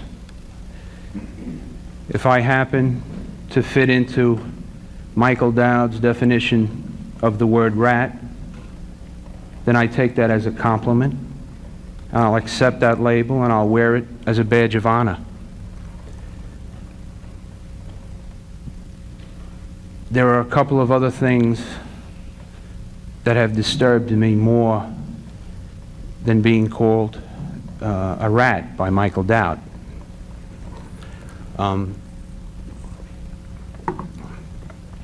One of the things that really bothers me is how easily the press and the people in this city look at cops like myself and Jim Wood as exceptions to the norm. We are not exceptions to the norm. We are the norm. The exceptions are the lowlifes like Michael Dowd, Bernie Corley, and the drug dealers, the criminals that call themselves cops. What also bothers me is this fascination with this code of silence, this alleged blue wall of silence. It's not a blue wall of silence. It's a blue wall of reluctance. When the police officers of this department have to turn to an agency like the Internal Affairs Bureau that is filled with incompetence, inexperience, arrogance, and corruption of their own, where does that leave our cops? That leaves them out in the cold. And it's important that the people of this city and the commission understand this. The other thing which bothers me is the fact of the us against them attitude that the press has picked up on this past week, and that all the naysayers like Norman Siegel and Eric Adams like to jump on. Us against them. Maybe sometimes we have reason to believe that. When disrespect and disregard from police, for police, come from the highest rung of politics in this city, right from City Hall, as evidenced in Washington Heights a couple of years ago, where the mayor runs to the aid of a drug-dealing, gun-toting lowlife, and he villainizes police officer O'Keefe for doing everything he could to protect himself. Maybe we have reason to believe that.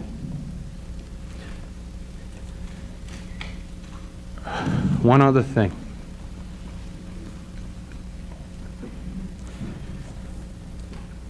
We may be looked upon as heroes. Joseph Trimboli is a good cop. He did his job. He did a good job. And he was treated terribly. But he is no hero, nor am I, or Jim Wood. We are paid to do this job. And we do it to the best of our ability. The heroes of this city are not sitting in this room. The heroes of this city are riding around in those blue and white cars. And the heroes of this city are out there knocking doors down at this minute, being shot at and beat up and knifed. Those are the heroes of this city.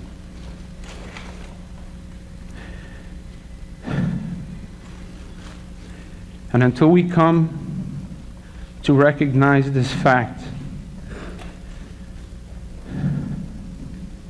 this city and this police department will continue to flounder. We have to acknowledge that our police officers are the best in this world. Thank you. I have no further questions of this witness. Mr. Dowd, as I said to Mr. Wood, this city, people of this city, owe you an enormous debt of gratitude and appreciation for your integrity, your forthrightness, your courage. I must disagree with you in only one respect. Whether you wish to accept it or not, you and Mr. Wood and Sergeant Tromboli are true heroes. I don't think there's any higher form of heroism than moral courage, and you've manifested it. Thank you very much. We'll take a 10-minute break now.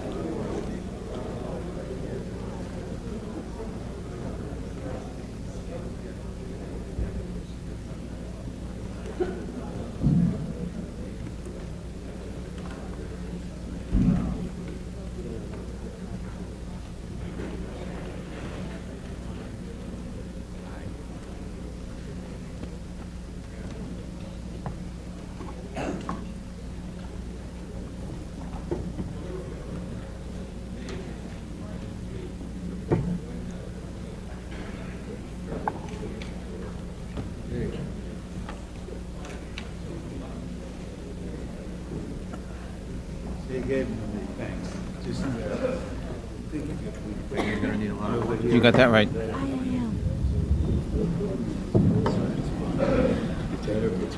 Mr. Mayo, you may proceed.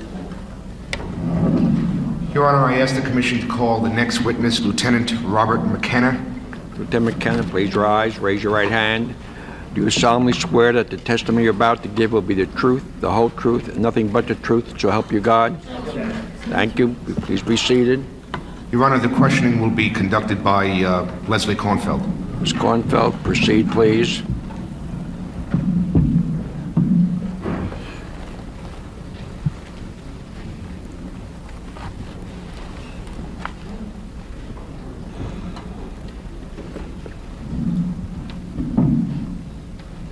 Can you please state your name for the record? Robert McKenna. Are you currently a member of the New York City Police Department? Yes, I am. What is your rank? Lieutenant. How long have you been a member of the department? 19 years, 4 months. Can you tell us briefly about where you served in the department?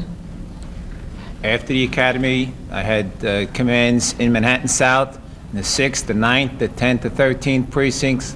In Brooklyn South, I had commands in the 6-0, 6-3, 7-0, 7-1, and the 7-2 precincts. Can you tell the commissioners about any honors or distinctions that you've received for your services as a New York City police officer? I've received 4 commendations and 1 community service commendation. I've received 8 of these medals for various bribery arrests throughout my career. Are you testifying here pursuant to a subpoena today? Yes, I received last night. Do you understand the questions that we will ask you require that you testify about your personal knowledge of police corruption in the department? Yes, I do. Do you understand that the questions will require that you testify about your department's commitment to uncovering and preventing corruption? Yes, I do.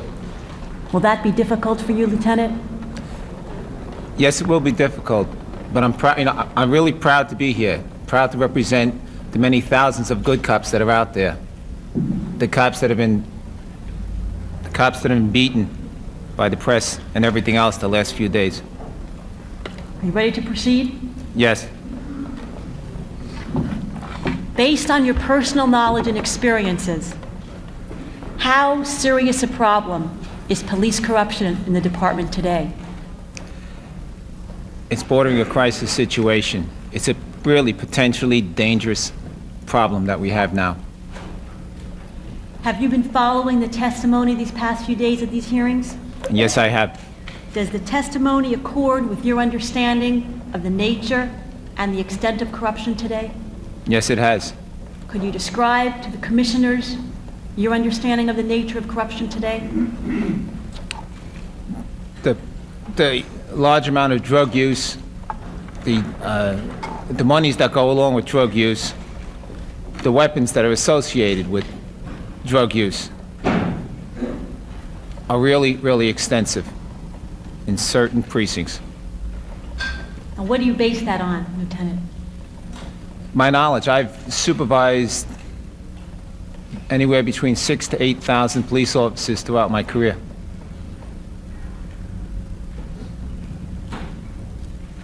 You've had testimony about the personal use of narcotics. What is your knowledge about the problem of drug use in the department today? I really think it's very severe. It really is a serious problem that we do have. And what's the basis for that conclusion? My conversations with other police officers, with other supervisors throughout the city, people in the healthcare, in particular the people in alcohol rehabilitation, where they tell me that the people that are going there, the cops that are going there, are actually cocaine addicted. And they're actually telling me straight out, not only myself, but other lieutenants and their families and other sergeants, and they're saying that you don't realize how serious a problem that you have in the department. Lieutenant, what's the logic of sending a police officer with a narcotics problem to an alcohol rehabilitation clinic? There is no logic. Absolutely none. And what's the consequence of that? They come back the same as they left, addicted to cocaine. Was there a reason why it's done, as it was done with Dowd? I guess they really don't want to face the problem with the officer. They want to give it a chance to move away and say, okay, we'll puff it away, we'll give him 30 days, and he'll come back all clean and nice and shiny, and that's not the case. He's still the tarnished brass he went up there. Lieutenant, how does police corruption affect the reputation of you and other honest cops in the community today? The concept of community policing, the cops have to go out there and they have to work with the community. We have to work together. What happens now is when they look and they see corruption, they see it festering, the people say, and they look at the prevailing drug problems in their neighborhoods and they say, nah, they got to be on the take. So what they do is they take the step back. They're not that helpful anymore. They don't give us the information that we need to fight the crimes, the drugs, and everything else. So they pull back, and we can't do our job to help them to clean up their neighborhoods. And they just We have to work together as police in the community. It's really, really important that we work together. And if they pull away from us, we can't do our job. And so what are you saying about who the victims of police corruption are? It's the good police officers, and it's also the community themselves. I'd like to turn now to how the honest cops react to this corruption around them. Do the honest cops typically know about the extent of corruption in their commands?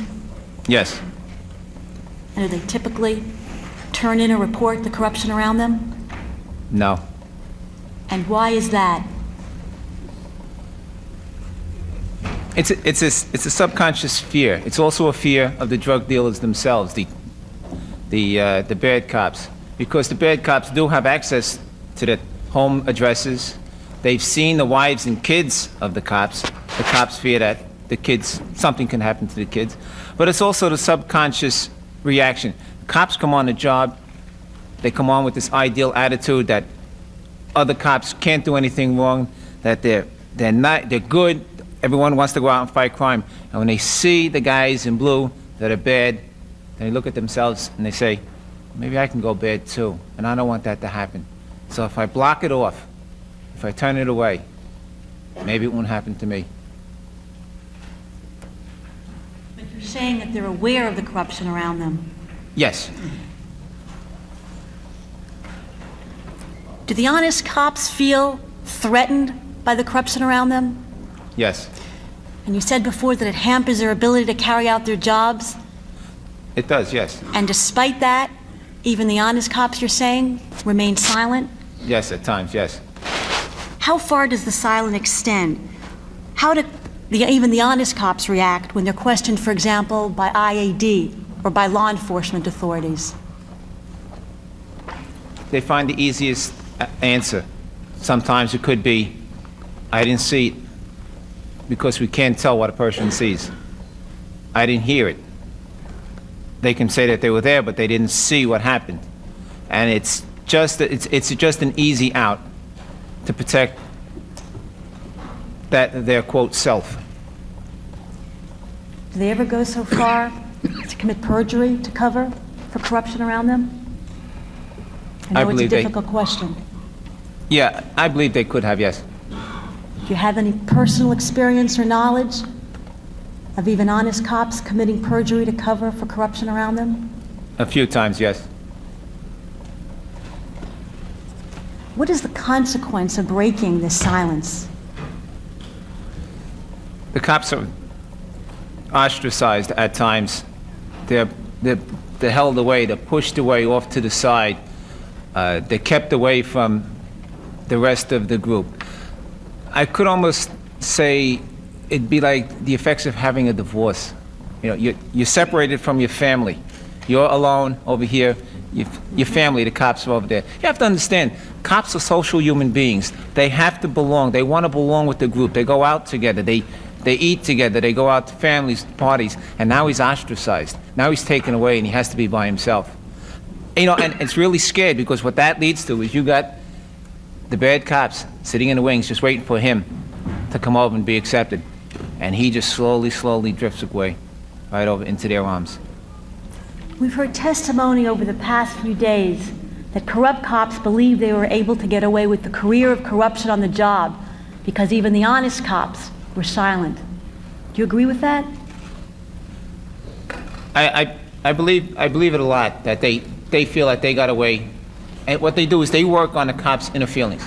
They work and they say, hey, if you rat on anybody, you're gonna be called a rat. Quote, you're gonna be called a rat. And they work on the feelings of the good cops, because they know the good cops are afraid, they don't want to get involved, and the good cops are caught in a catch-22 situation. Because if the good cop interferes, or even a sergeant or a supervisor interferes with that officer, disciplines him, pulls him away, he may interfere with an investigation. And if he interferes with that investigation, what happens is then the Internal Affairs turns on that supervisor and goes after him or her. What about supervisors? You've been a supervisor now for 10 years in the department, is that correct? Yes. We've heard testimony over the past few days that some supervisors close their eyes to the corruption in their commands. Based on your personal experiences as a supervisor, Does this sometimes happen? Yes, it does sometimes happen. Sergeants or supervisors don't want to get involved, basically just don't want to get involved. Why is that? Why is it that even supervisors would close their eyes? What's the motive? Some are politically motivated. It could be a career-hampering move if, in fact, corruption could be uncovered in certain commands. And instead of taking the look of, hey, you uncovered corruption in your command, we're going to reward you. It's more of you uncover, or there is corruption in your command, or you must have had some problem, or you weren't doing your job, so we're going to hammer you. We're going to keep you in your spot for a long, long time. So what do? Is that they just shove it off to the side. Hopefully they'll get promoted or transferred, and they leave. Isn't there a concern, though, that if their reputations are going to be harmed, Yes. they would try to get rid of this corruption? Oh, well, in that case, what they do is they just transfer the cop in question. Based on your experience, is that done? Yes. And where are these cops typically transferred to? Usually to a high-crime precinct. Usually those high-crime precincts are the ones that usually have a large drug problem. And what's the consequence of transferring cops with corruption problems to high-crime precincts? It'd be like putting turf builder on grass. It just helps it grow. So it makes that cop even worse. So why is it done? I don't know, but it's been done over and over and over again.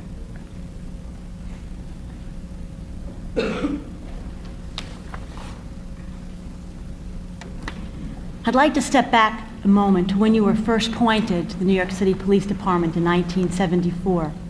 What was your understanding about the extent of police corruption in your early years on the job? Well, when I came on, it was just a couple of years after the Knapp Commission, and we had gone through extensive training in the academy about corruption and its downfalls. So when we came out into the command, we believed that there was no corruption at all. It was almost as though you were on the plains and there was a massive fire and everything was decimated and there was nothing there. So we believed that the actual corruption through the Knapp Commission was gone. There was none around at all. Was there any training that you received at that time? Extensive training in the academy, constantly. And what impact did that have?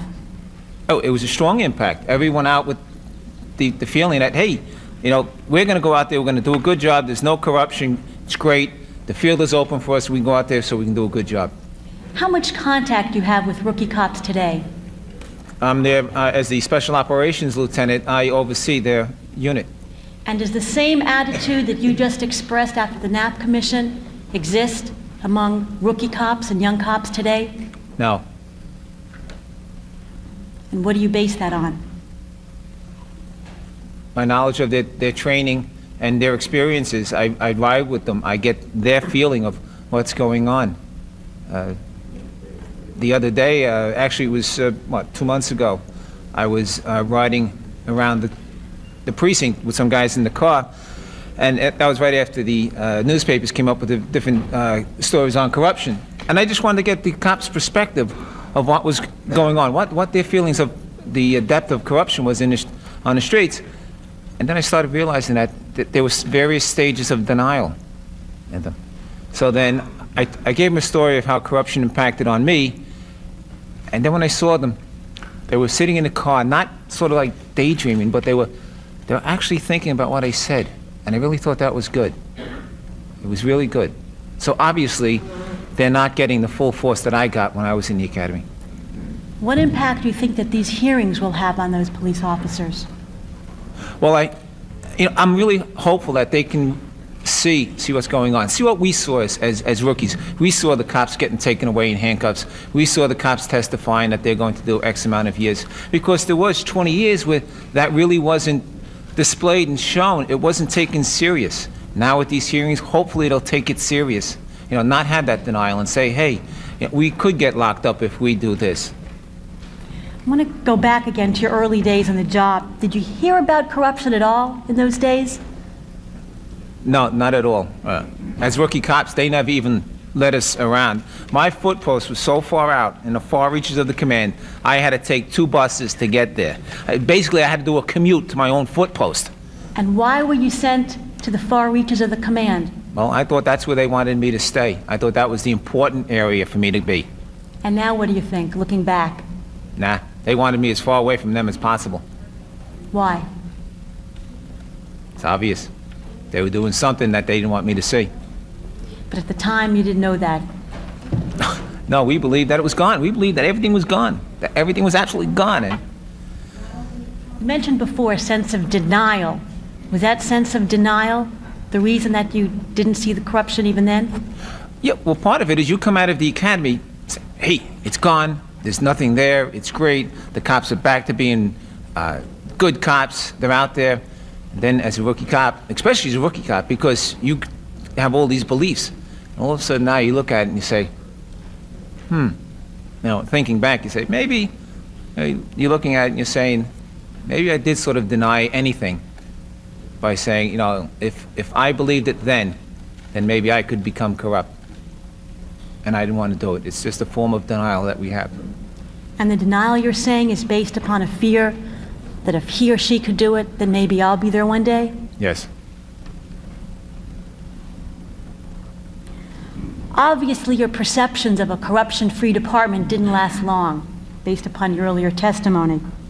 When did your perceptions about corruption on the job change, Lieutenant? I was in the 9th precinct in a narcotics team. We were having a tactics meeting in the back room. And we were deciding, we had just received information from an informant that 2 kilos of heroin were going to be sold at a location. So we're in the back and we're deciding which group would go in the back of the building, who's going to go up on the roof. I was going to be with the sergeant. We were going to take the front. But you have to understand, this was prior to having the vest. And we were going in with our little off-duty 38s. So we're in the back discussing what we're going to do. And a cop walks into the back, uniformed cop, named Frenchie, and he says, hey guys, what's going on? Hey, we tell him, hey, we're doing a raid on 2nd Street in a little while. He says, well, if you need me, I have the sector, I'll give you a backup. We said, great, we can all use uniform backup, it's great. When we go to the location, as we're pulling up the block, I told the sergeant, hey Sarge, you better watch out. He says, all the people that are normally in that building are outside. We go in, we hit the building. We couldn't even find the glass scene inside. Okay, we stopped him. He still had the 8 tins of cocaine in his hand. So when we grab him, we place him under arrest. He tells us, I'm a lawyer, I can't take a hit. So we say, that's okay. What are you going to do for us? He says, look, I'll tell you about the drug operations. And we said, fine, no problem. Let's go down to Manhattan South Narcotics. We'll register you as an informant. We bring him down to Manhattan South Narcotics. We sit him down at the table, and the first thing I do is say, do you know any cops on the take? And he says, Frenchie. And I went, wait a minute. Frenchie was in our room. That's why we did the hit. I said that to myself. The lawyer looks at me straight in the eyes and he says, you did a raid on 2nd Street last month. He says, there were 2 kilos being sold. Frenchie pulled up 5 minutes before you were there.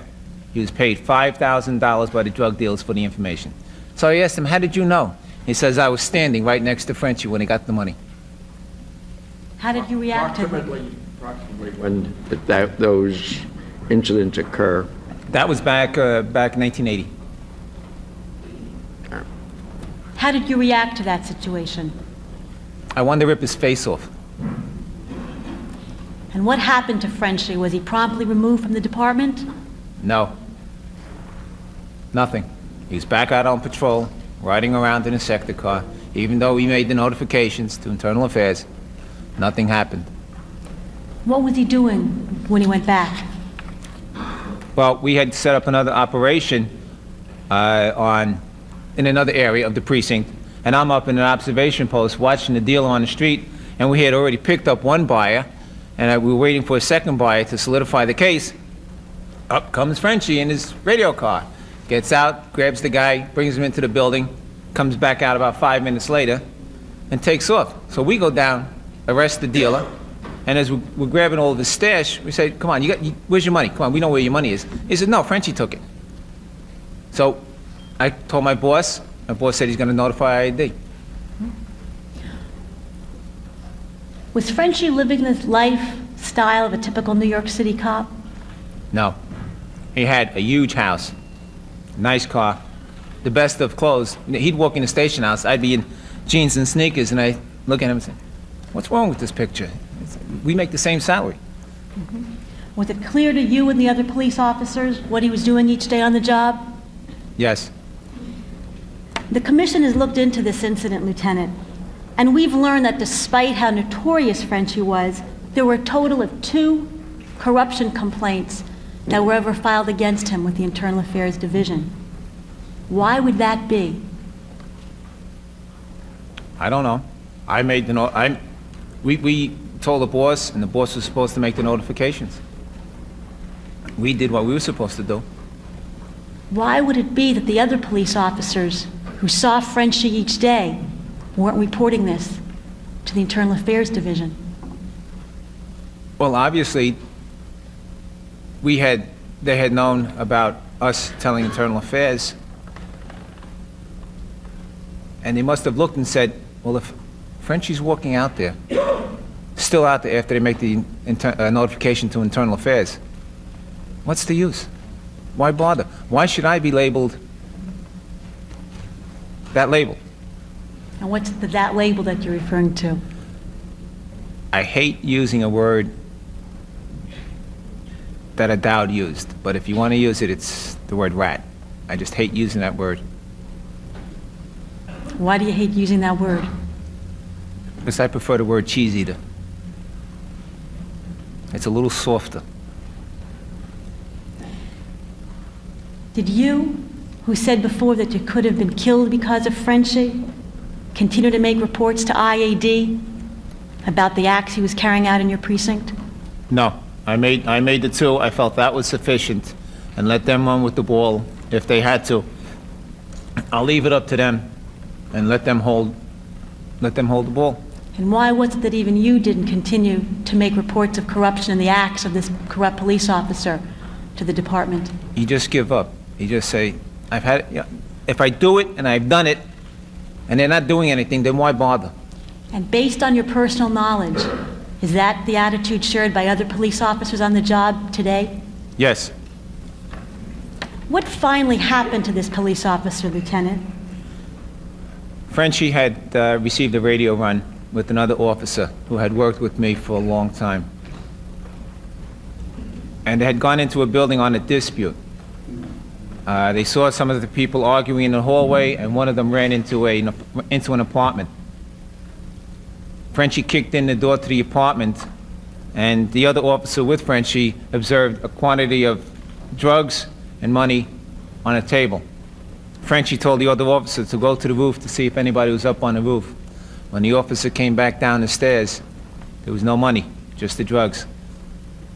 I know because Frenchie that night was bragging to me that he made this big score. Look, he showed me all the drugs. I hated Frenchie so much I didn't even care. And even though everyone knew that it was great when a cop made the collar, I just didn't want to talk to Frenchie. So about 6 months later, Frenchie was going to trial, or maybe sometime afterwards, Frenchie was going to trial. And the other officer gave me a call. I was on a trial also, and he said, look, he says, Frenchie wants me to tell them that I didn't see the money. And I told him, just tell the truth. Tell him, if you saw the money, you saw the money, tell him the truth. Don't lie for Frenchie. He's going to pull you down. He's a desperate man. He's going to pull you down. So the officer went back. He told the truth, and Frenchie was subsequently convicted. And what was the impact of this officer testifying against another police officer at trial? He was ostracized, and he went the other way. He wound up using crack. He was fired from the job. Then he wound up selling it. But he decided to go to rehab, and he's working as a counselor now. Why would this have been a consequence of testifying against a corrupt police officer? there was no support for the officer, no one to say you did a good job, you did the right thing.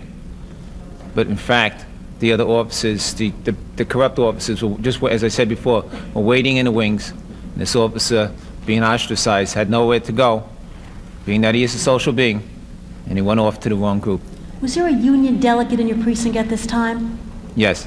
What was the union delegate encouraging this police officer to do when he was deciding whether or not he should testify against a corrupt police officer? He told them, don't rat on a cop. Even though the cop was a criminal? Yes. And I told him that he was an idiot, that he was wrong, and he said, no, Frenchie's still a cop. I said, no, he's a thief. He's not a cop.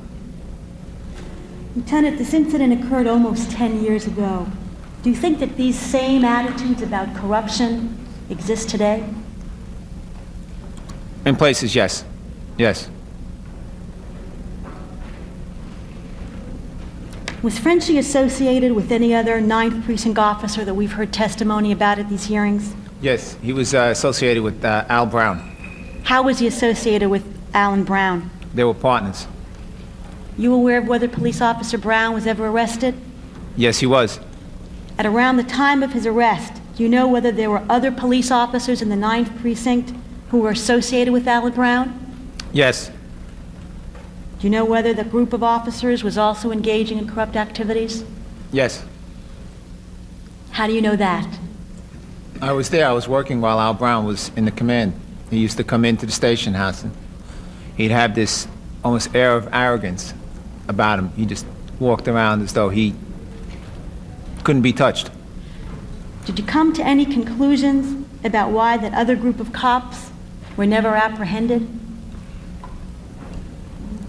Well, I would say that, you know, they weren't being investigated properly. And if there were complaints, because I know, I told my supervisor about Al Brown, so I felt that it should have been being investigated from the time, at least from the time when I said something.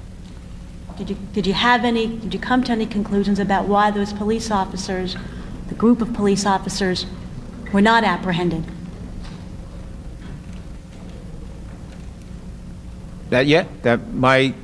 What I said was not followed through. What about more generally? Was there any other reason that you know?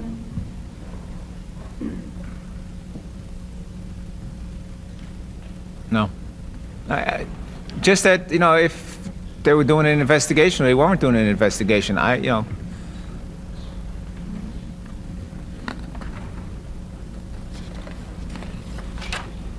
You testified before the commission in the past that there was a concern about scandal. Do you recollect that? Yes. Is that consistent with your recollection? Well, if using that, then I would say that it was kept under the rug for the fact that they were worried about a scandal in the 9th Precinct.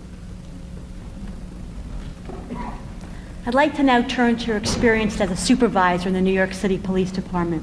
Been a supervisor for 10 years, is that correct? Yes. How important is the role of supervision in preventing or uncovering corruption? First-line supervision is the most important tool that we have in preventing corruption in the department. The sergeant works with his men every day. He's close with them. He gets the information from them if necessary. A good, strong supervisor is extremely important in fighting corruption. And are all supervisors in the department doing that today? No. No. And why would that be? Some don't want to get involved. Some are politically motivated, as I said before. Others just want to just go along with their career. They don't, if it doesn't bother them, doesn't affect them, just leave it alone. Don't upset the apple cart. And where would that message or incentive come from? Not to upset the apple cart. Well, usually the supervisors. And by not upsetting the apple cart, you mean what exactly? Don't make any waves. Don't get any undue attention to the command. Just sort of leave it alone. Even at the expense of leaving corruption alone? At times, yes. As a supervisor, let me ask you this. How would you describe yourself as a supervisor on the job? Strong, forceful. In the area of corruption, and what's the basis for that? I'm not afraid to take disciplinary action against subordinates, if need be. I've given command disciplines to sergeants. I've given cops below standard ratings on the evaluations. I've had to recommend that police officers take the Dole test to be fired because I felt that they were using drugs. And what has been the consequence to you of being a strict supervisor in your precinct? Sometimes you wind up with your tires getting slashed, paint getting scraped on the car, mail not being delivered, messages from home not being given, messages from other people not being received, notes in your mailbox. And Lieutenant, as a supervisor, have you ever felt pressured from superior officers not to uncover or report corruption in your command? Yes. And how was that pressure or message communicated to you?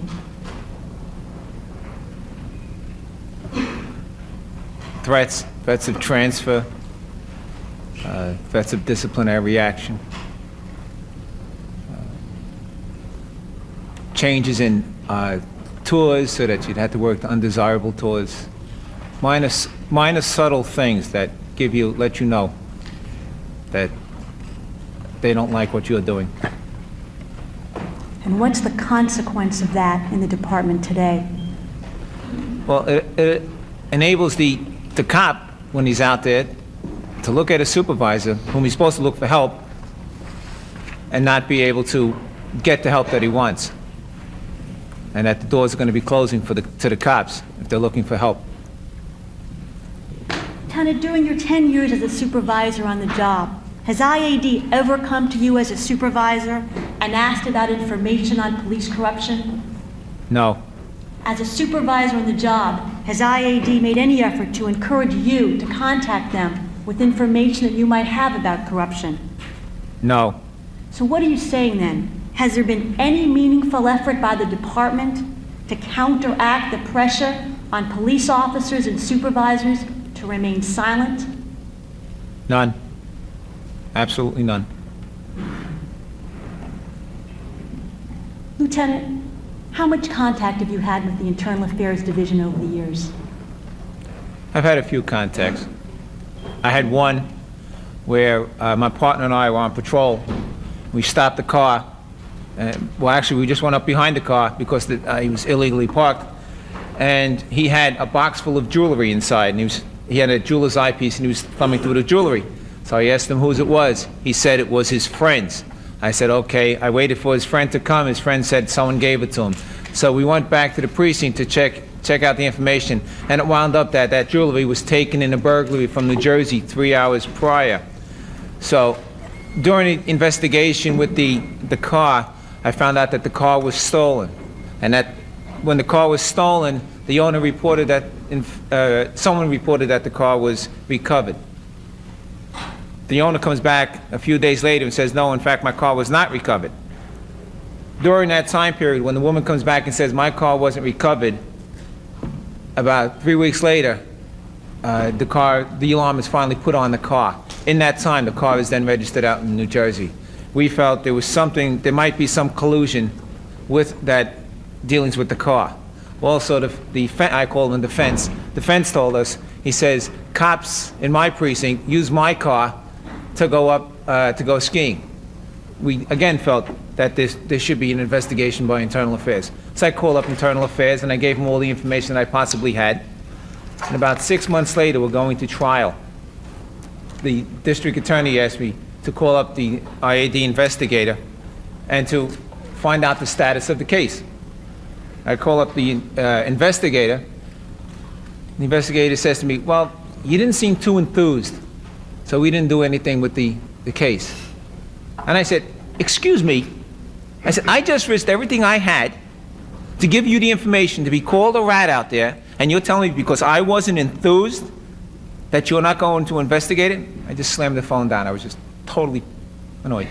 Lieutenant, how often are members of the department enthusiastic about contacting IAD with allegations of corruption?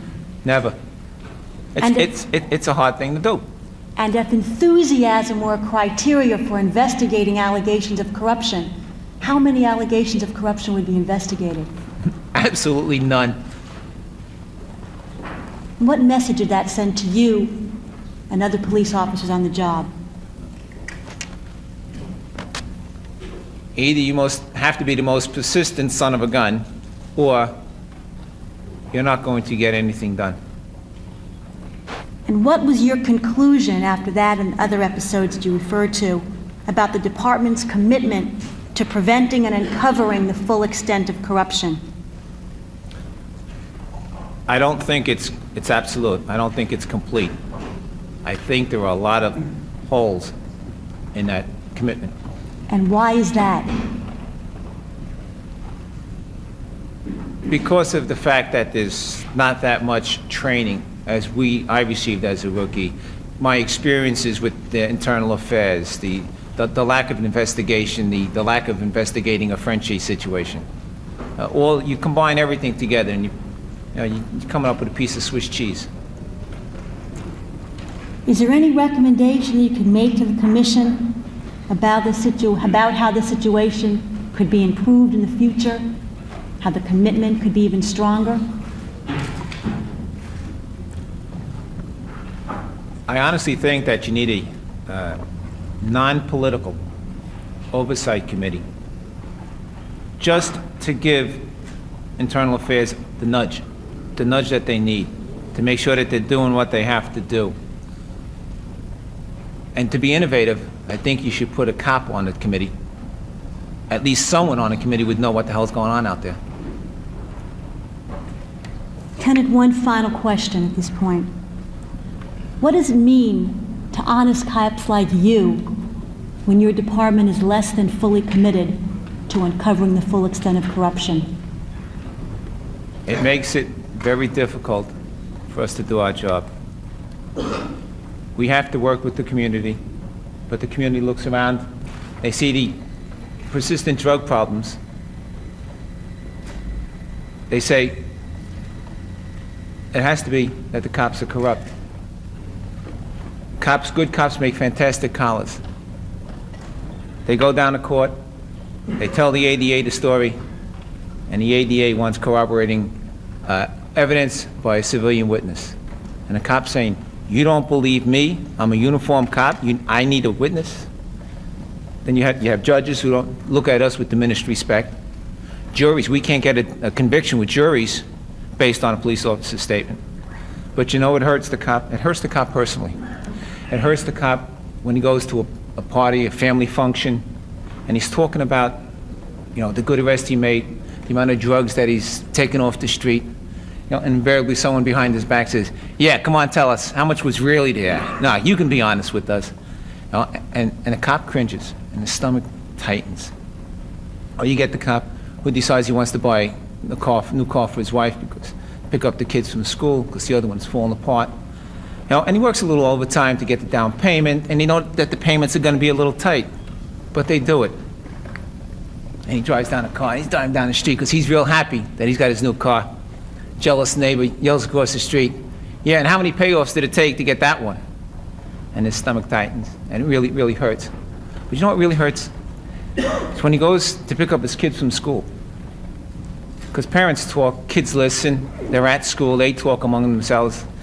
Little kid comes in, he sits in the back seat, and he's got bright eyes, he looks at his dad and says, Daddy, do you steal money? The cop's stomach tightens. Some cops cry silently. Others just wish it was a bad dream, it will all go away. But you know what? The good cops do get a chance to smile. They smile when they find out that a bad cop gets arrested, finally. They can't smile outwardly because that's still taboo. So they smile inwardly. And then a cop goes to work, goes down to his locker, puts his uniform on, takes a step back, smiles with the biggest smile he can absolutely have, because he knows that he is one of the good cops in the greatest police department in the world.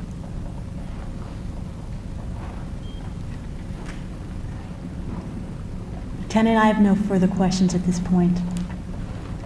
Lieutenant, again, on behalf of the people of our city, I want to thank you for your willingness to come forward and for being a good cop, a good sergeant, a good lieutenant. Good luck to you. Thank you.